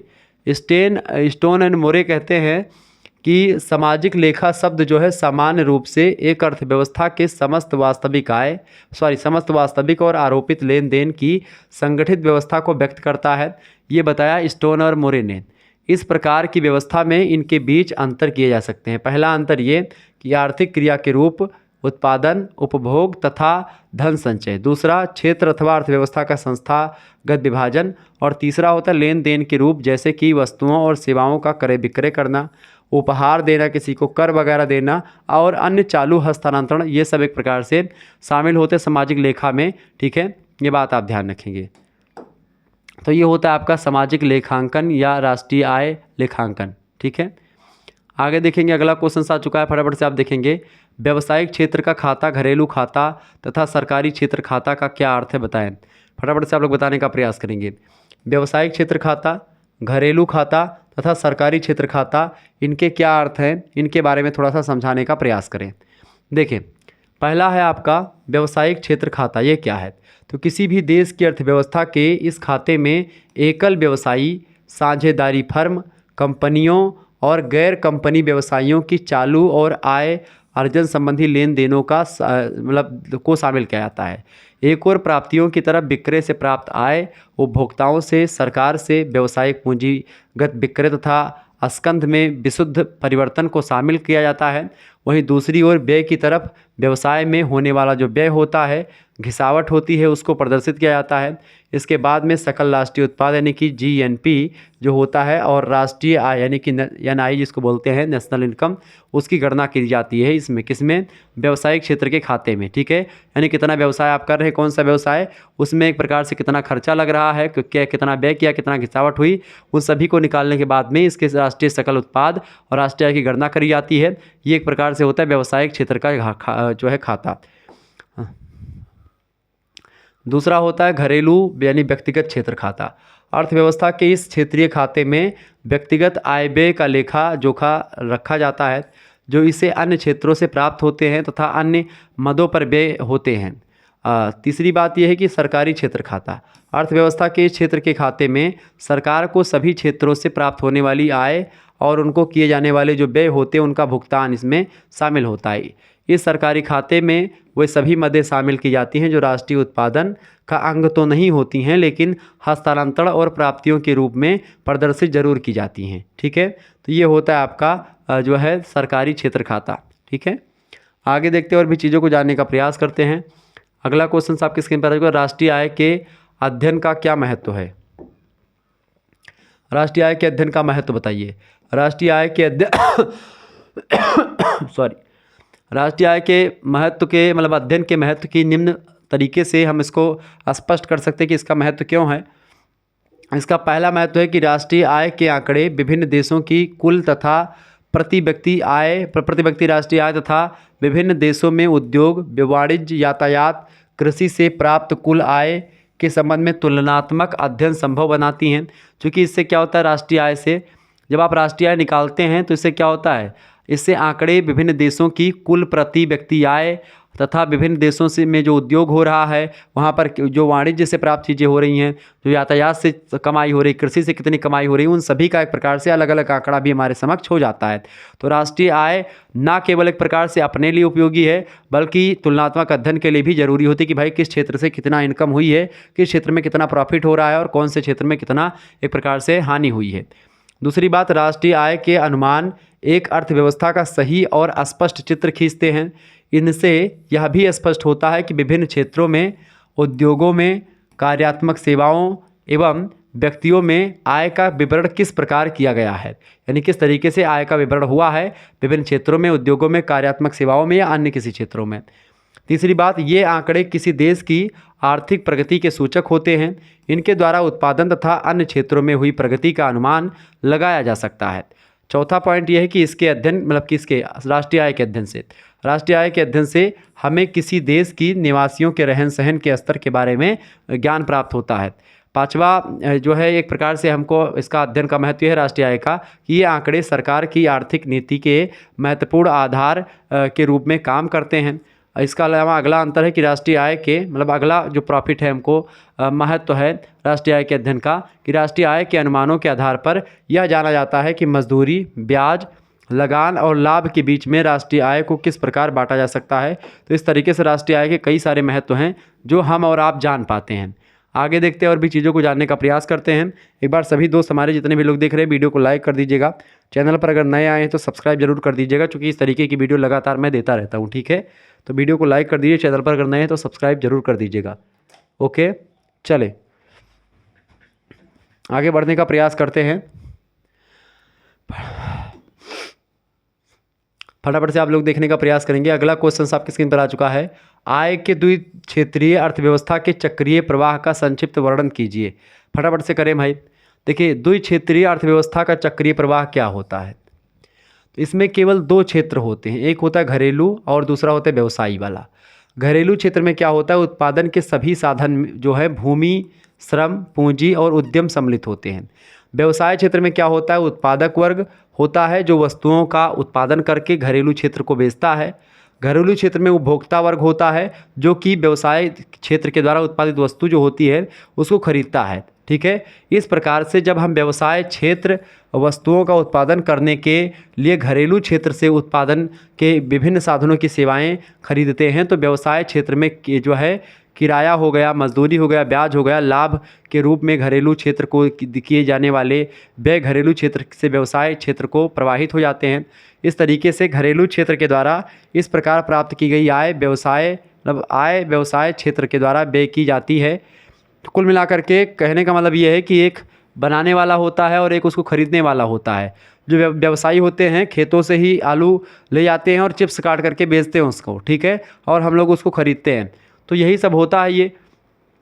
इस प्रकार अर्थव्यवस्था में क्या होता है, अर्थव्यवस्था में राष्ट्रीय आय चक्रीय तरीके से व्यवसाय क्षेत्र में घरेलू क्षेत्र से व्यवसाय क्षेत्र को प्रवाहित होती रहती है। जब तक व्यवसाय क्षेत्र द्वारा साधन सेवाओं के लिए आय भुगतान घरेलू क्षेत्र द्वारा वस्तुओं की खरीद पर व्यय करके वापस नहीं कर दिए जाते हैं, तब तक आय भुगतानों का उपयोग व्यय का चक्रीय प्रवाह अनिश्चित काल तक चलता रहता है। जैसे कि आलू खेती में उगा, अब खेते से किसान लोगों का बेचिन बहिरेगा, अब बहिरे जाए के बाद में का हुए कंपनी में वो बना, आलू के चिप्स बनी, आलू के तमाम प्रकार के और तमाम प्रोडक्ट बना आलू से, तो वो फिर एक प्रकार से वही प्रोडक्ट बन करके फिर गांव में आ जाता है बेचने के लिए, शहरों में बिकता है, गांव में बिकता है। यानी कि ये साइकिल एक चलती रहती है, यानी कि एक प्रवाह होता रहता है। तो वही चीज़ है यहाँ पर, ठीक है, क्लियर। इस प्रकार अर्थव्यवस्था आय तथा व्यय के चक्रीय प्रवाह में चलती रहती है और उन दोनों प्रवाहों से स्पष्ट होता है कि जीएनपी बराबर जीएनआई बराबर जीएनई, ठीक है। ये एक प्रकार से इसका सूत्र हो गया। आगे देखेंगे, अगला क्वेश्चन आ चुका है। प्रश्न है आपका, व्यवहार में आय के चक्राकार प्रवाह को समझाएं। तो आय के चक्राकार प्रवाह का बहुत ही सरल रूप चित्रित किया गया है, जो अर्थव्यवस्था के वास्तविक प्रवाह से बहुत अलग है। व्यवहार में केवल परिवार और व्यवहारिक मतलब व्यावसायिक कंपनियां, व्यावसायिक फर्म जो होती हैं वही अर्थव्यवस्था के आधारभूत घटक नहीं हैं। इन घटकों के अतिरिक्त 3 मुख्य घटक और होते हैं जो कि एक प्रकार से इसमें शामिल होते हैं। पहला होता है सार्वजनिक संस्थाएं, मतलब कि जो राज्य होता है वो।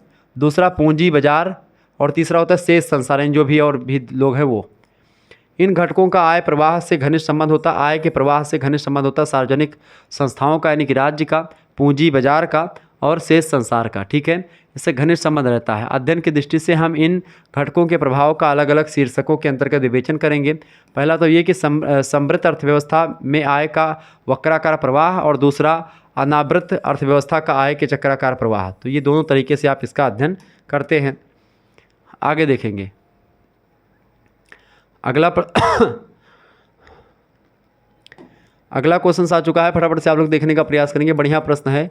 राष्ट्रीय आय के वितरण में परिवर्तन के आर्थिक कल्याण में क्या प्रभाव पड़ते हैं। यानी राष्ट्रीय आय के वितरण में परिवर्तन अगर कर दिया जाए तो उससे आर्थिक कल्याण में, यानी कि इकोनॉमिक वेलफेयर में क्या प्रभाव पड़ता है। तो राष्ट्रीय आय के वितरण का आर्थिक कल्याण पर प्रभाव पड़ता है, बिल्कुल पड़ता है। राष्ट्रीय आय में परिवर्तन से अभिप्राय होता है कि समाज के एक विशेष वर्ग के व्यक्तियों में आय का हस्तांतरण करना होता है। इस प्रकार का वितरण जो होता है समाज के धनी वर्ग के पक्ष में अथवा निर्धन वर्ग के पक्ष में हो सकता है, किसी एक के पक्ष में हो सकता है। यदि राष्ट्रीय आय का वितरण जो होता है वो धनी वर्ग से निर्धन वर्ग के पक्ष में चला जाता है तो उसमें निर्धनों की आय में वृद्धि होने से उनकी स्थिति पूर्व की अपेक्षा अच्छी हो जाती है और आर्थिक कल्याण में वृद्धि होती है। लेकिन यह शर्त यह है कि राष्ट्रीय आय के परिणाम में कोई परिवर्तन ना हो।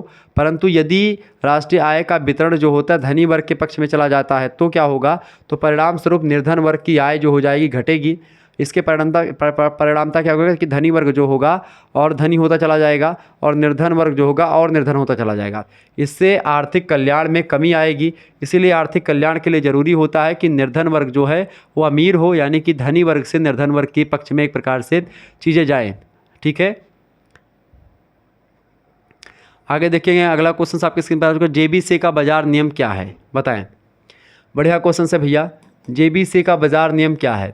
देखिए, जेबीसी का बाजार नियम कुछ इस तरीके से काम करता है। प्रतिष्ठित अर्थशास्त्रियों का विश्वास है कि पूर्ण रोजगार, यानी कि सभी लोगों को रोजगार मिले, इसकी दशा में अस्थायी बेरोजगारी की दशा उत्पन्न नहीं हो सकती। अस्थायी बेरोजगारी की दशा पूर्ण बेरोजगारी की दशा में कभी भी नहीं उत्पन्न हो सकती, ऐसा प्रतिष्ठित अर्थशास्त्री लोग मानते हैं। जेबीसी के बाजार का नियम जेबीसी नहीं हो सकती। जेबीसी के बाजार नियम पर आधारित है ये सब चीज़ें, यानी जो बताया मैंने। इस नियम के अनुसार जेबीसी के बाजार नियम कहता है कि प्रत्येक पूर्ति जो होती है, यानी कि जो सप्लाई होती है, अपनी मांग स्वयं पैदा कर लेती है। यानी कि अगर पूर्ति होगी तो मांग ऑटोमेटिक आ जाएगी। यूट्यूब पर वीडियो पड़ा रहेगा तभी लोग सर्च करके देखेंगे। कहने का मतलब ये है, यानी कि पूर्ति जो एक प्रकार से अपनी मांग स्वयं पैदा कर लेती है। इस नियम के आधार पर उन्होंने यह निष्कर्ष निकाल दिया जेबीसी ने कि समाज में अति उत्पादन यानी ज़्यादा उत्पादन अथवा बेरोजगारी की स्थिति कभी भी उत्पन्न नहीं हो सकती है, क्योंकि अर्थव्यवस्था में जो भी उत्पन्न किया जाता है वह बिक जाता है, यानी जो भी आप बनाओगे वो बिक जाएगा। इस संबंध में प्रोफेसर जे.एस. मिल ने कहा, यानी कि जॉन स्टुअर्ट मिल ने कहा कि उत्पादन ही एकमात्र ऐसा कारण है, मतलब उत्पादन ही एकमात्र मांग का कारण है। जब पूर्ति में वृद्धि होती है, पूर्ति में वृद्धि होती है यानी डिमांड में एक प्रकार से वृद्धि होती है, तो उतनी ही मांग में भी वृद्धि होगी। यानी कि जितना ज़्यादा आप डिमांड होगी उतना ही मांग में वृद्धि होगी, यानी कि जितना पूर्ति में वृद्धि होगी, जितना आप प्रोडक्शन करेंगे, जितना आप बनाएंगे, उतने ही लोग उसको खरीदेंगे। इसीलिए उन्होंने कहा था कि वार्षिक उत्पादन चाहे कितना भी हो, वार्षिक मांग से अधिक नहीं हो सकता, ठीक है। यानी वार्षिक मांग ज़्यादा ही होगी हमेशा, ऐसा मानना है। जेबीसी का बाज़ार का नियम कहता है कि भाई डिमांड एक प्रकार से है या नहीं है उस पर डिपेंड नहीं करता है, बात ये करता है कि बाज़ार में आपके सामान कितना है। चूँकि बाज़ार लोग जाएंगे, लोगों के पास पैसा होगा तो ऑटोमेटिक डिमांड क्रिएट हो जाएगी। ठीक है, ये जेबीसी का बाज़ार नियम कहता है कि भाई बाज़ार अगर आप गए, अब बाज़ार जा रहे हैं, रास्ते में एक प्रकार से जैसे आप मंदिर गए, अब मंदिर के समक्ष जाएंगे ना तो आपको वहाँ तमाम प्रकार की चीज़ें मिलेंगी। अब बिकने वाली चीज़ें हैं, अब क्या ज़रूरत की चीज़ें नहीं, लेकिन आपने देखा कि भाई ये चीज़ें खरीदनी चाहिए, तुरंत खरीद लिया। ठीक है, तो ऐसे ही एक प्रकार से आपके जेब में अगर पैसा है, मार्केट में तरलता है, मार्केट में पैसा है और उत्पादन आप झुकवा कर रहे हैं, तमाम प्रकार के प्रोडक्ट बन रहे हैं कंपनियों के द्वारा, तो वो बिकेंगे भाई। ठीक है, ये जेबी से कहते हैं। ठीक है, जबकि अन्य नियम में क्या है कि भाई डिमांड मांग के अकॉर्डिंग करनी चाहिए। ठीक है, तो ये दोनों नियम अपने अपने हिसाब से ठीक हैं। तो ये बताने का मतलब था, तो मैंने कहा समझा दिया जाए आपको। अगला क्वेश्चन आपकी स्क्रीन पर आ चुका है।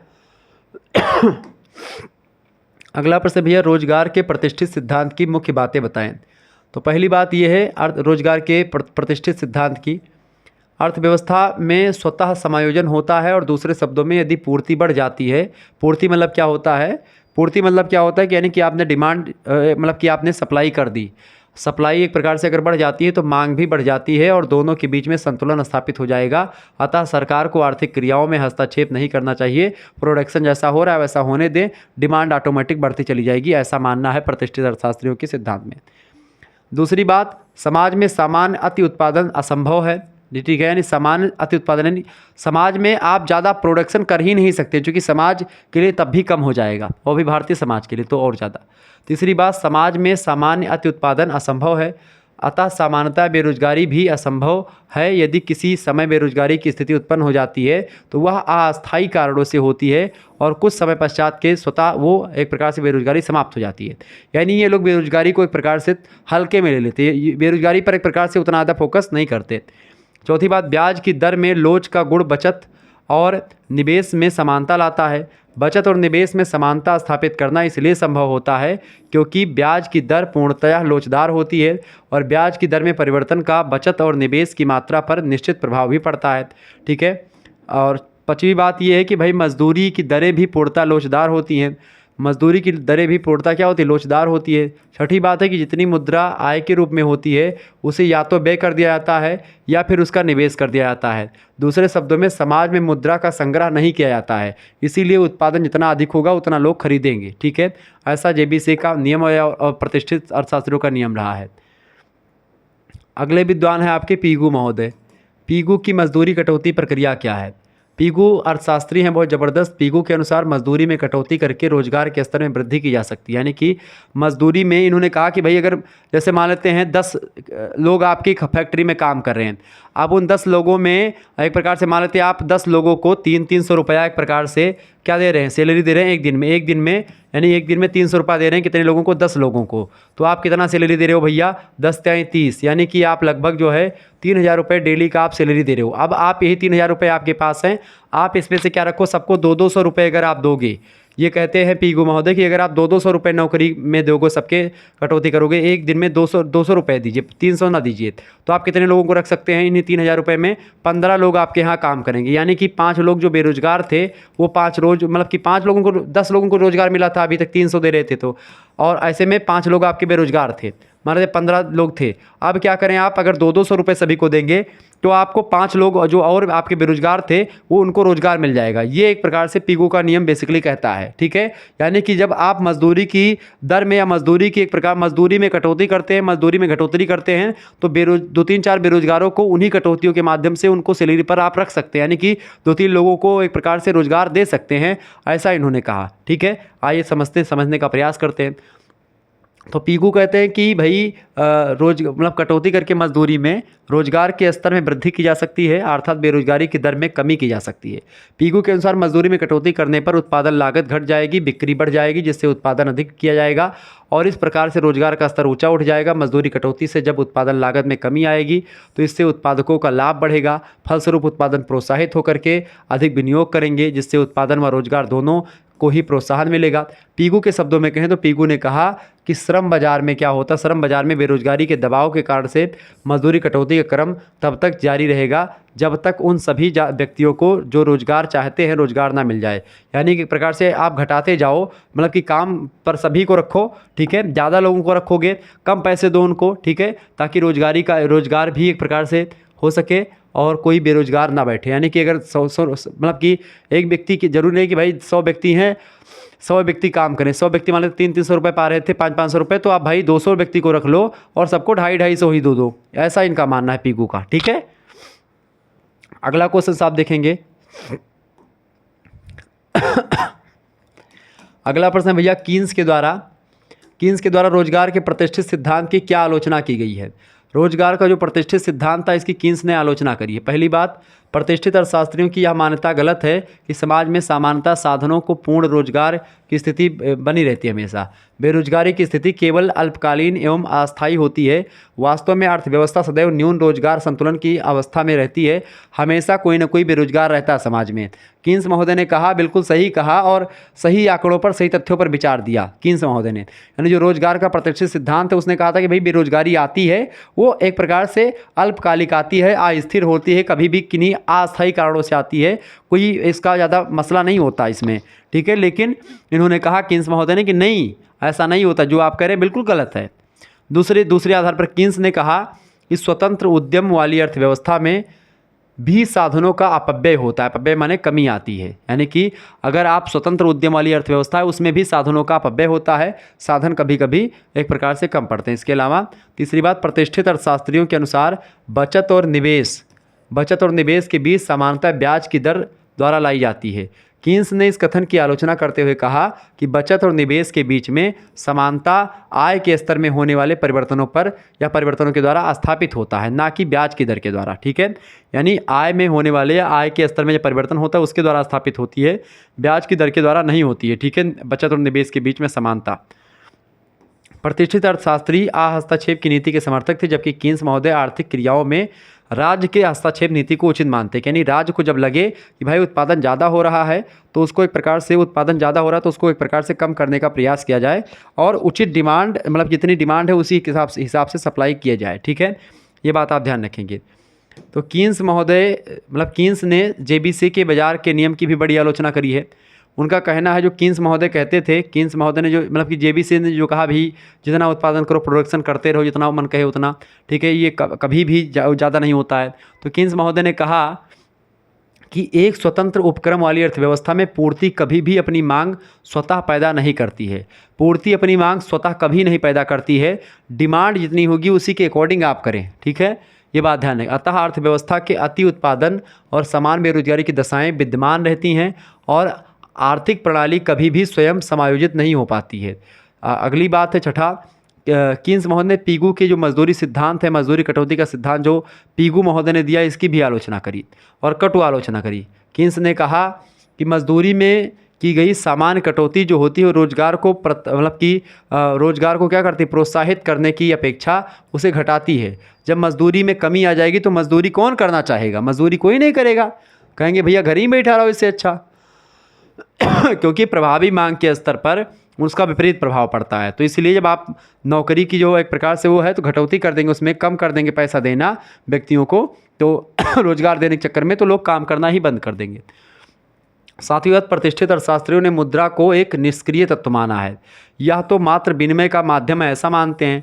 इसके विपरीत कीन्स ने बताया कि अर्थव्यवस्था में मुद्रा का महत्वपूर्ण स्थान है और यह रोजगार, आय और उत्पादन पर महत्वपूर्ण प्रभाव डालता है। मुद्रा, अभी मार्केट में मुद्रा बहुत बढ़ जाए तो जबकि लोगों के पास पैसा हो जाएगा तो मुद्रा देखिए कैसे पूरा मार्केट हिलाती है उत्पादन पर। मुद्रा क्या करती, कीन्स महोदय बड़े विद्वान आदमी थे ना, तो उन्होंने सबको लथेड़ा, जितने लोगों ने जो नियम बताया था सबको लथेड़ा, ठीक है। कहा कि भाई जितना ज़्यादा रुपया छपेगा और रुपया आ गया मार्केट में, रुपया आपके पास होगा जेब में, तभी आप सोचेंगे कि समोसा खाई ली, तभी आप सोचेंगे आम एक जूसो पी ली, तभी आप सोचेंगे गन्नक जूसो बिकाते वह पी ली। यानी जब आपके पास पैसा रहेगा तभी आपके दिमाग में चीज़ें आएंगी। अगर पैसा नहीं है तो आप सोचेंगे किस तरीके से अपना काम निकल जाए बस, ठीक है। यानी कि पैसा की आपूर्ति अगर है, पैसा की कमी है तो लोग चीज़ें नहीं खरीदेंगे, तब उनकी डिमांड कम होगी। लेकिन मार्केट में अगर पैसा होगा तो उनकी डिमांड ज़्यादा होगी, लोग ज़्यादा खरीदना चाहेंगे। ऐसा नहीं कि जितना ज़्यादा बनाने जो, अब हमें लगे कि भाई हम वीडियो झोंकत चला जाई, 50 वीडियो बनाए दी इकोनॉमिक्स के, तो 50 वीडियो का आप देखबो ना देखबो, ठीक है, यही होता है। यानी कि आपकी डिमांड अगर है तो एक प्रकार से उसे बनाते हुए अच्छा लगता है, डिमांड नहीं है तो फिर क्यों बनाएंगे लोग। यानी कि डिमांड जो होती है उसी के अकॉर्डिंग सप्लाई जरूरी है। सप्लाई ऐसा नहीं कि जरूरी सप्लाई ध्यान रहा हमारे, सप्लाई लियो भैया, सप्लाई ले लो, इससे क्या होगा, नहीं लेंगे लोग। अरे जब रुपया पैसवा है ये नहीं जेबिया में तो कहाँ से खरीद ले हैं। अब मोटरसाइकिल बनाए दो 2-3 लाख मोटरसाइकिल, खरीदे वाले 10,000 आदमी हैं, 4 लाख मोटरसाइकिल बनाए बैठा हो, लोगों की जेब में पैसवा नहीं आई है तो कहाँ से खरीदी हैं।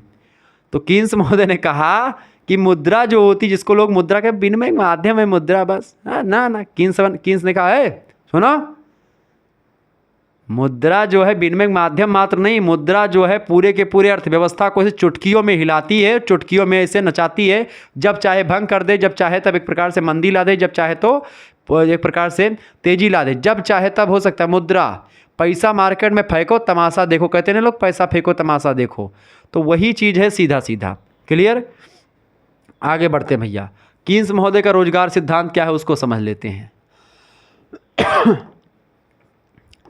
ऐसा नहीं कीन्स महोदय की आलोचना नहीं, कीन्स महोदय की भी आलोचनाएं विद्वानों ने करी हैं, ठीक है, किसी को छोड़ते नहीं, खंडन मंडन की प्रक्रिया इसमें चलती रहती है। उन्हें वो रेली हैं, वो उन्हें दबोची हैं, वो उन्हें दबोची हैं, वो उन्हें दबोची हैं, इस तरीके से चलते हैं लोग, ठीक है।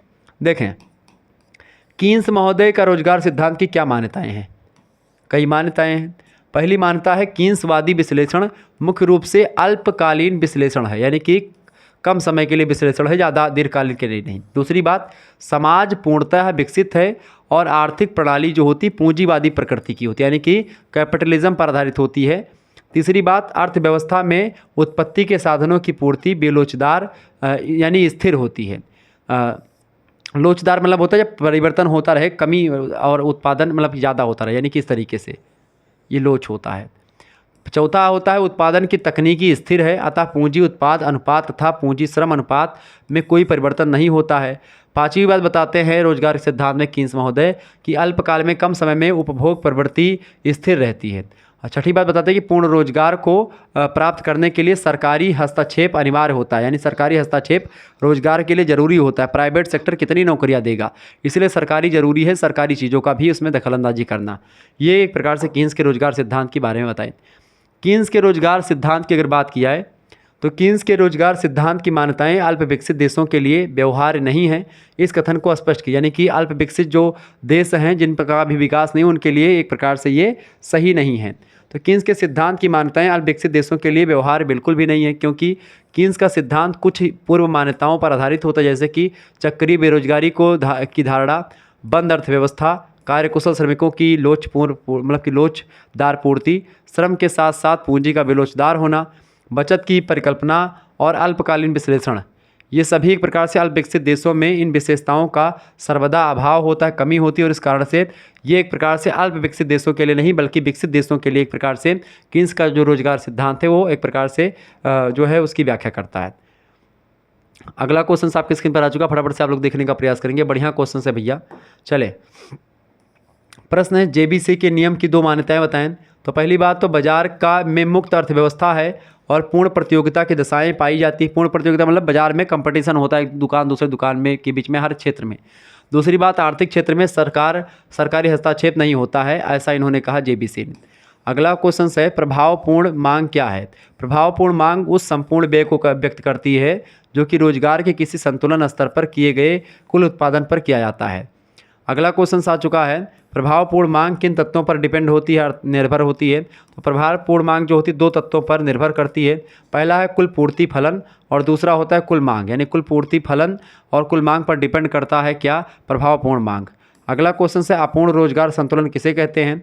तो जब पूर्ण रोजगार से क्या होता है, जब पूर्ण रोजगार से कम स्तर पर संतुलन स्थापित होता है तो उसे हम अपूर्ण रोजगार संतुलन कहते हैं, ठीक है, ये बात आप ध्यान रखेंगे। आगे बढ़ते हैं, अगला क्वेश्चन आपके स्क्रीन पर आ चुका, फटाफट से आप लोग देखने का प्रयास करेंगे। प्रश्न है भैया कीन्स के रोजगार सिद्धांत की 2 मान्यताएं बताइए। पहली मान्यता ये है कि समाज पूर्णतः विकसित है और आर्थिक प्रणाली पूंजीवादी प्रकृति की होती है। दूसरी बात, उत्पत्ति के साधनों की पूर्ति पूर्णता बेरोजगार होती है। कीन्स महोदय के रोजगार सिद्धांत में 2 चीज़ें बताई गई, और भी चीज़ें हैं जो मैंने आपको बताई शुरुआत में। समय की दृष्टि से कीन्स का रोजगार सिद्धांत कैसा विश्लेषण करता है? तो अल्पकालीन विश्लेषण करता है, समय की दृष्टि से कम समय के लिए है। अगला प्रश्न, प्रोफेसर कीन्स के रोजगार सिद्धांत की प्रकृति कैसी है? तो समय विलंबना की उपेक्षा के कारण से इसकी प्रकृति स्थैतिक हो जाती है। अगला क्वेश्चन से, कीन्स का रोजगार सिद्धांत प्रतिष्ठित सिद्धांत से श्रेष्ठ है, इसके पक्ष में 2 तर्क दीजिए। बिल्कुल, कीन्स का जो सिद्धांत है प्रतिष्ठित सिद्धांत से, रोजगार के सिद्धांत से बिल्कुल एक प्रकार से श्रेष्ठ है। पहला तर्क ये है कि यह पूर्ण रोजगार की मान्यता पर आधारित नहीं है। दूसरी बात, यह सिद्धांत आर्थिक क्रियाओं में सरकारी हस्तक्षेप का समर्थन करता है, जबकि वो नहीं करता है, प्रतिष्ठित सिद्धांत जो है एक प्रकार से। ठीक है, अगला क्वेश्चन से, उपभोग प्रवृत्ति से क्या आशय है? तो उपभोग की प्रवृत्ति से हमारा अभिप्राय केवल उपभोग की इच्छा से नहीं होता है, अपितु वास्तव में उपभोग की गई जो मात्रा होती है उससे होता है। उपभोग प्रवृत्ति से हमारा तात्पर्य सॉरी। अगला क्वेश्चन से, सीमांत उपयोग प्रवृत्ति क्या है? तो आय में वृद्धि या कमी और उपभोग में वृद्धि या कमी के अनुपात को सीमांत उपभोग प्रवृत्ति कहा जाता है। ठीक है, अगला क्वेश्चन आपके स्क्रीन पर आ चुका, फटाफट से आप देखेंगे। प्रश्न, सीमांत उपभोग प्रवृत्ति की 2 विशेषताएं बताएं। तो पहली विशेषता यह कि ये सदैव धनात्मक होती है, और दूसरी कि MPC यानी 0 से अधिक होती है किंतु 1 से अधिक नहीं होती है। ये सीमांत उपभोग प्रवृत्ति की विशेषता है। अगला क्वेश्चन है, आय उपभोग और बचत में क्या संबंध होता है? आय उपभोग और बचत यानी कितना प्राप्त करते हैं, कितना उपयोग करते हैं, कितना बचत करते हैं, इन तीनों में क्या संबंध होता है? तो आय में वृद्धि होने पर क्या होता है? उपभोग तथा बचत दोनों में वृद्धि होती है। यानी कि अगर आप मान लेते 100 रुपये कमा रहे हो, तो अगर 200 रुपये कमाने लगोगे तो आप पहले 100 रुपये कमाते थे तो आप 50 क्या करेंगे? खाएंगे। 50 आप बचत करेंगे, 50 का उपयोग करेंगे, 50 का बचत करेंगे। ठीक है, लेकिन जब आप वहीं 200 रुपये कमाएंगे तो क्या हो जाएगा? आप जो है 50 रुपये खाएंगे, ठीक है, 50 रुपये बचत करेंगे, यानी 150 रुपये बचत करेंगे। 50 रुपये खाएंगे आप, 100 रुपये खाएंगे और 100 रुपये की आप बचत करेंगे जब 200 रुपये कमाएंगे तो। परंतु उपभोग के बढ़ने की दर कम और बचत में वृद्धि की दर जो होती है अधिक हो जाती है। आय उपभोग और बचत में यही संबंध है। अगला क्वेश्चन है, आय में वृद्धि होने के पर क्या होता है? उपभोग और बचत दोनों में वृद्धि होती है, परंतु उपभोग के बढ़ने की दर जो होती है वो कम हो जाती है और बचत में वृद्धि की दर अधिक हो जाती है। यानी आप ज़्यादा बचाने का प्रयास करेंगे, खर्चा उतना ही लगभग रहेगा थोड़ा बहुत जरूर बढ़ेगा। सीमांत उपभोग प्रवृत्ति का सूत्र बताइए। सीमांत उपभोग प्रवृत्ति बराबर होता है उपभोग में वृद्धि और आय में वृद्धि। ठीक है, यानी कि सीमांत उपभोग प्रवृत्ति निकालने के लिए, यानी आप उपभोग में आप पहले 10 रुपया का खाते थे, आप 20 रुपया खाने लगे, यानी कि 10 रुपये की बढ़ोतरी आपकी हो गई है। ठीक है, कितनी? पहले 20 खाते थे तो आप 10 खाने लगे हैं, तो क्या हो जाएगा? यानी कि उपभोग में वृद्धि कितनी हुई? 10% की या 10 रुपये की। आय में वृद्धि मान लेते हैं 50 रुपये आपका आय बढ़ा है, तो 1/5 आपका हो जाएगा सीमांत उपयोग प्रवृत्ति। ठीक है, आगे देखेंगे। अगला क्वेश्चन आपके स्क्रीन पर आ चुका, फटाफट से आप लोग देखने का प्रयास करेंगे। प्रश्न है भैया, प्रश्न आपका आ चुका है, औसत उपभोग प्रवृत्ति यानी जिसको APC बोलते हैं। APC का फुल फॉर्म होता है जो है एवरेज प्रोपेंसिटी टू कंज्यूम, यानी कि औसत उपभोग प्रवृत्ति तथा सीमांत उपभोग प्रवृत्ति, इसको आप MPC बोलते हैं। MPC का मतलब होता है मार्जिनल प्रोपेंसिटी टू कंज्यूम। ठीक है, तो ये दोनों क्या होते हैं?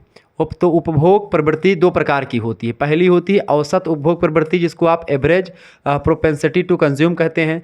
समाज में कुल आय का जो भाग उपयोग में लिया जाता है उससे ही औसत उपभोग प्रवृत्ति यानी APC का निर्धारण किया जाता है। अन्य शब्दों में अगर इसको समझाएं तो औसत उपभोग प्रवृत्ति जो होती है वो कुल आय यानी कितना आप कमाते हैं उसका वह भाग होता है जो कुल उपभोग पर व्यय किया जाता है। यानी कि जितना आप खर्चे, जितना आप करते हैं किसी भी मुद्दे पर, कोई भी आपको मान लेते हैं मोटरसाइकिल खरीदनी है, खाना के लिए आपको राशन खरीदना है, तमाम चीज़ें, तो उस पर डिपेंड करती है। इस प्रकार औसत उपभोग प्रवृत्ति जो होती है उसकी गणना करने का सूत्र है औसत उपभोग प्रवृत्ति बराबर उपभोग की मात्रा बटे आय की मात्रा। आप मान लेते हैं कि आय आपकी है 200 रुपये और आप खाते हैं 100 रुपये। ठीक है, तो कितना हो जाए? उपभोग आप 100 रुपये कर रहे हैं तो 0 0 काट दें, 0 0 काट दें, यानी आपका 1/2, यानी कि आपका कितना हो जाएगा? 1/2। अगर इसका परसेंटेज निकालना तो 100 से गुणा कर दो, 2 बच्चे, यानी 50% आप खाते हैं, 50% बचाते हैं, तो ये औसत उपभोग प्रवृत्ति हो जाएगी। ठीक है, ये बात आप ध्यान रखें। APC बराबर क्या होता है? C/Y। C का मतलब उपभोग की मात्रा और Y का मतलब आय की मात्रा। ठीक है, दूसरा पॉइंट ये है सीमांत उपभोग प्रवृत्ति, marginal propensity propensity to consume, यानी जब आय में परिवर्तन होता है, आय बढ़ जाती है घट जाती है, तो उपभोग की मात्रा में भी परिवर्तन होता है। जब आय बढ़ेगी उपभोग ज़्यादा होगा, और एक प्रकार से आय की मात्रा घटेगी तो उपभोग की मात्रा कम होगी। अर्थात जब आय में वृद्धि होती है तो उपभोग भी बढ़ता है, और जब आय में कमी होती है तो उपभोग भी घटता है। आय में वृद्धि यानी कि वृद्धि या कमी, और उपभोग में वृद्धि या कमी एक प्रकार से अनुपात को सीमांत उपभोग प्रवृत्ति यानी एमपीसी कहते हैं। यानी कि जैसे जैसे आय बढ़ेगा उपभोग बढ़ेगा, और उपभोग बढ़ेगा, ठीक है, और अगर आय घटेगी तो उपभोग भी घट जाएगा। यानी कि पैसा ज़्यादा होगा ज़्यादा खाओगे, ज़्यादा उड़ाओगे, पैसा कम आएगा तो कम उड़ाओगे कम खाओगे। आप सोचेंगे यही भी, अगर आप 10,000 महीने कमाते तो आपका खर्चा उसी हिसाब से सेट हो जाता है। 20,000 कमाएंगे तो उसी हिसाब से सेट हो जाएगा। 30,000 कमाएंगे तब भी सेट हो जाएगा आपका, ठीक है। इस प्रकार से सीमांत उपभोग प्रवृत्ति की गणना करने के लिए उपभोग में हुई वृद्धि यानी अथवा कमी, वृद्धि अथवा कमी को आय में वृद्धि अथवा कमी से विभाजित कर देना चाहिए, यानी एमपीसी बराबर डेल्टा सी बटे डेल्टा वाई। जबकि एमपीसी बराबर सीमांत उपभोग प्रवृत्ति होता है। एमपीसी का मतलब क्या होता है? सीमांत उपभोग प्रवृत्ति। डेल्टा सी का मतलब होता है उपभोग में वृद्धि यानी वृद्धि या कमी। डेल्टा वाई मतलब होता है आय में वृद्धि या कमी, ठीक है। ये बात आप ध्यान रखेंगे। आगे बढ़ते हैं और भी चीज़ों को जानने का प्रयास करते हैं। अगला क्वेश्चन आपके स्क्रीन पर आ चुका भैया। अगला प्रश्न आप देखेंगे। प्रश्न है, आर्थिक विश्लेषण में उपभोग प्रवृत्ति के विचार का महत्व बताइए। उपभोग प्रवृत्ति के महत्व पर प्रकाश डालते हुए प्रोफेसर हैंसन महोदय कहते हैं कि कीन्स का सबसे बड़ा योगदान उसका उपभोग फलन का विचार रहा है, जिसने आर्थिक विश्लेषण के क्षेत्र में इस उपकरण के रूप में एक नए युग का सूत्रपात किया। हैंसन महोदय का मत है कि आर्थिक विश्लेषण में कीन्स का जो उपभोग फलन का योगदान रहा है वो मार्शल के मांग फलन के योगदान से कहीं अधिक महत्वपूर्ण है। प्रोफेसर डडले डिलार्ड कहते हैं कि उपभोग प्रवृत्ति की धारणा का बहुत अधिक व्यवहारिक महत्व है तथा यह आर्थिक विश्लेषण को बहुत सरल बना देता है, ठीक है। अगला पॉइंट है से जेबीसी का बाजार नियम का खंडन कीन्स के उपभोग के मनोवैज्ञानिक नियम के द्वारा ही संभव हो सका है। दूसरी बात, उपभोग फलन की सहायता से व्यापार चक्रों को अधिक अच्छी तरीके से आप समझने में सहायता मिलती है। तीसरी बात, ऊंची उपभोग प्रवृत्ति रोजगार के ऊंचे स्तर को बनाए रखने में मदद करती है, सहायता करती है। और चौथी बात, आर्थिक स्थायित्व के लिए उपयोग प्रवृत्ति को ऊंचा रखना भी आवश्यक है। इसके अलावा उपभोग प्रवृत्ति से रोजगार के स्तर के निर्धारण में निवेश के निर्णायक महत्व का पता चलता है।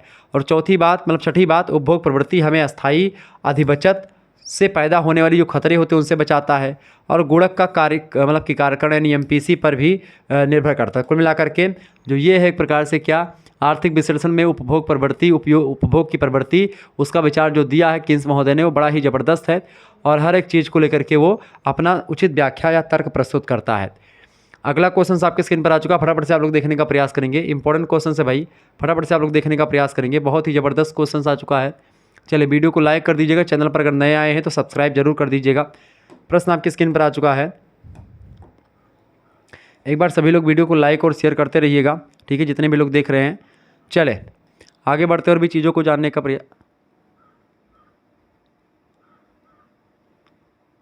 प्रयास करते, ठीक है। चले सॉरी, प्रश्न है आपका, प्रश्न है त्वरक सिद्धांत किन मान्यताओं पर आधारित होता है। तो त्वरक सिद्धांत जो होता है उस कई मान्यताओं पर आधारित होता है। पहला, उत्पादन में वृद्धि अगर होगी तो उससे शुद्ध निवेश में शीघ्र ही वृद्धि हो जाएगी। अगर उत्पादन में वृद्धि होगी तो निवेश जो होगा ऑटोमेटिक बढ़ जाएगा। अगर आप जैसे मान लेते 10 समोसा, एक समोसे की दुकान के मालिक की मैं बात कर रहा हूँ, एक समोसे की दुकान का मालिक है वो 10 समोसा रोज़ बनाता था। अब एक प्रकार से क्या करे वो 20 समोसा डेली बनाएगा। अब 20 समोसा बनाई है भैया तो पैसा और लागे कि ना लागे, तो वह होता है कि एक प्रकार से निवेश, यानी निवेश माने होता है जो पैसा आप लगाते हैं पूंजी, वो निवेश होता है। उत्पादन जो आप प्रोडक्ट तैयार करते हैं वो, तो अगर निवेश आपको बढ़ाएंगे मतलब उत्पादन बढ़ाएंगे तो निवेश ऑटोमेटिक बढ़ जाएगा, पैसा ज़्यादा खर्च करना पड़ेगा। दूसरी बात, प्लांटों में कोई अतिरिक्त क्षमता नहीं पाई जाती है। तीसरी बात, यह स्थिर पूंजी उत्पादन अनुपात मानता है। स्थिर पूंजी उत्पादन अनुपात मानता है त्वरक सिद्धांत। इसके अलावा त्वरक सिद्धांत यह भी मानता है कि पूंजी और साख यानी रुपया पैसा की पूर्ति लोचदार होती, हमेशा बदलती रहती है। पांचवी बात यह है त्वरक सिद्धांत की कि संसाधन आसानी से उपलब्ध हो जाते हैं। छठी बात यह है कि इच्छित पूंजी स्टॉक और वास्तविक पूंजी स्टॉक में कोई अंतर नहीं पाया जाता है। ये त्वरक सिद्धांत की मान्यताएं हैं। त्वरक सिद्धांत निवेश सिद्धांत की संक्षेप में व्याख्या करें। त्वरक के निवेश सिद्धांत की, तो त्वरक के निवेश सिद्धांत की व्याख्या कुछ इस तरीके से आप कर सकते हैं। पहली बिंदु ये है कि त्वरक नियम जो होता है उत्पादन और निवेश में संबंध को व्यक्त करता है, यानी कि उत्पादन और निवेश इन दोनों में संबंध व्यक्त करता है त्वरक निर्गम नियम जो है। दूसरी बात, निवेश में जो परिवर्तन उत्पादन में परिवर्तन के कारण होता है वह उत्पादन में परिवर्तन से अधिक होता है। निवेश में जो परिवर्तन आप करेंगे उत्पादन में परिवर्तन के कारण होता है और वह उत्पादन में परिवर्तन से अधिक होता है, यानी उत्पादन में परिवर्तन से अधिक आप निवेश करेंगे।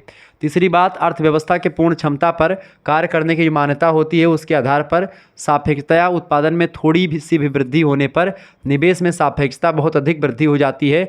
ये बात आप ध्यान रखेंगे। चौथी बात ये है मेरे भाई कि त्वरक के कार्यकरण से निवेश और उत्पादन का एक चक्रीय ढांचे में गति करते हैं और पहले दोनों में धीमी गति से वृद्धि होती है और फिर तीव्र गति से और अंत में कमी होना चालू हो जाती है। तो इस तरीके से त्वरक सिद्धांत है।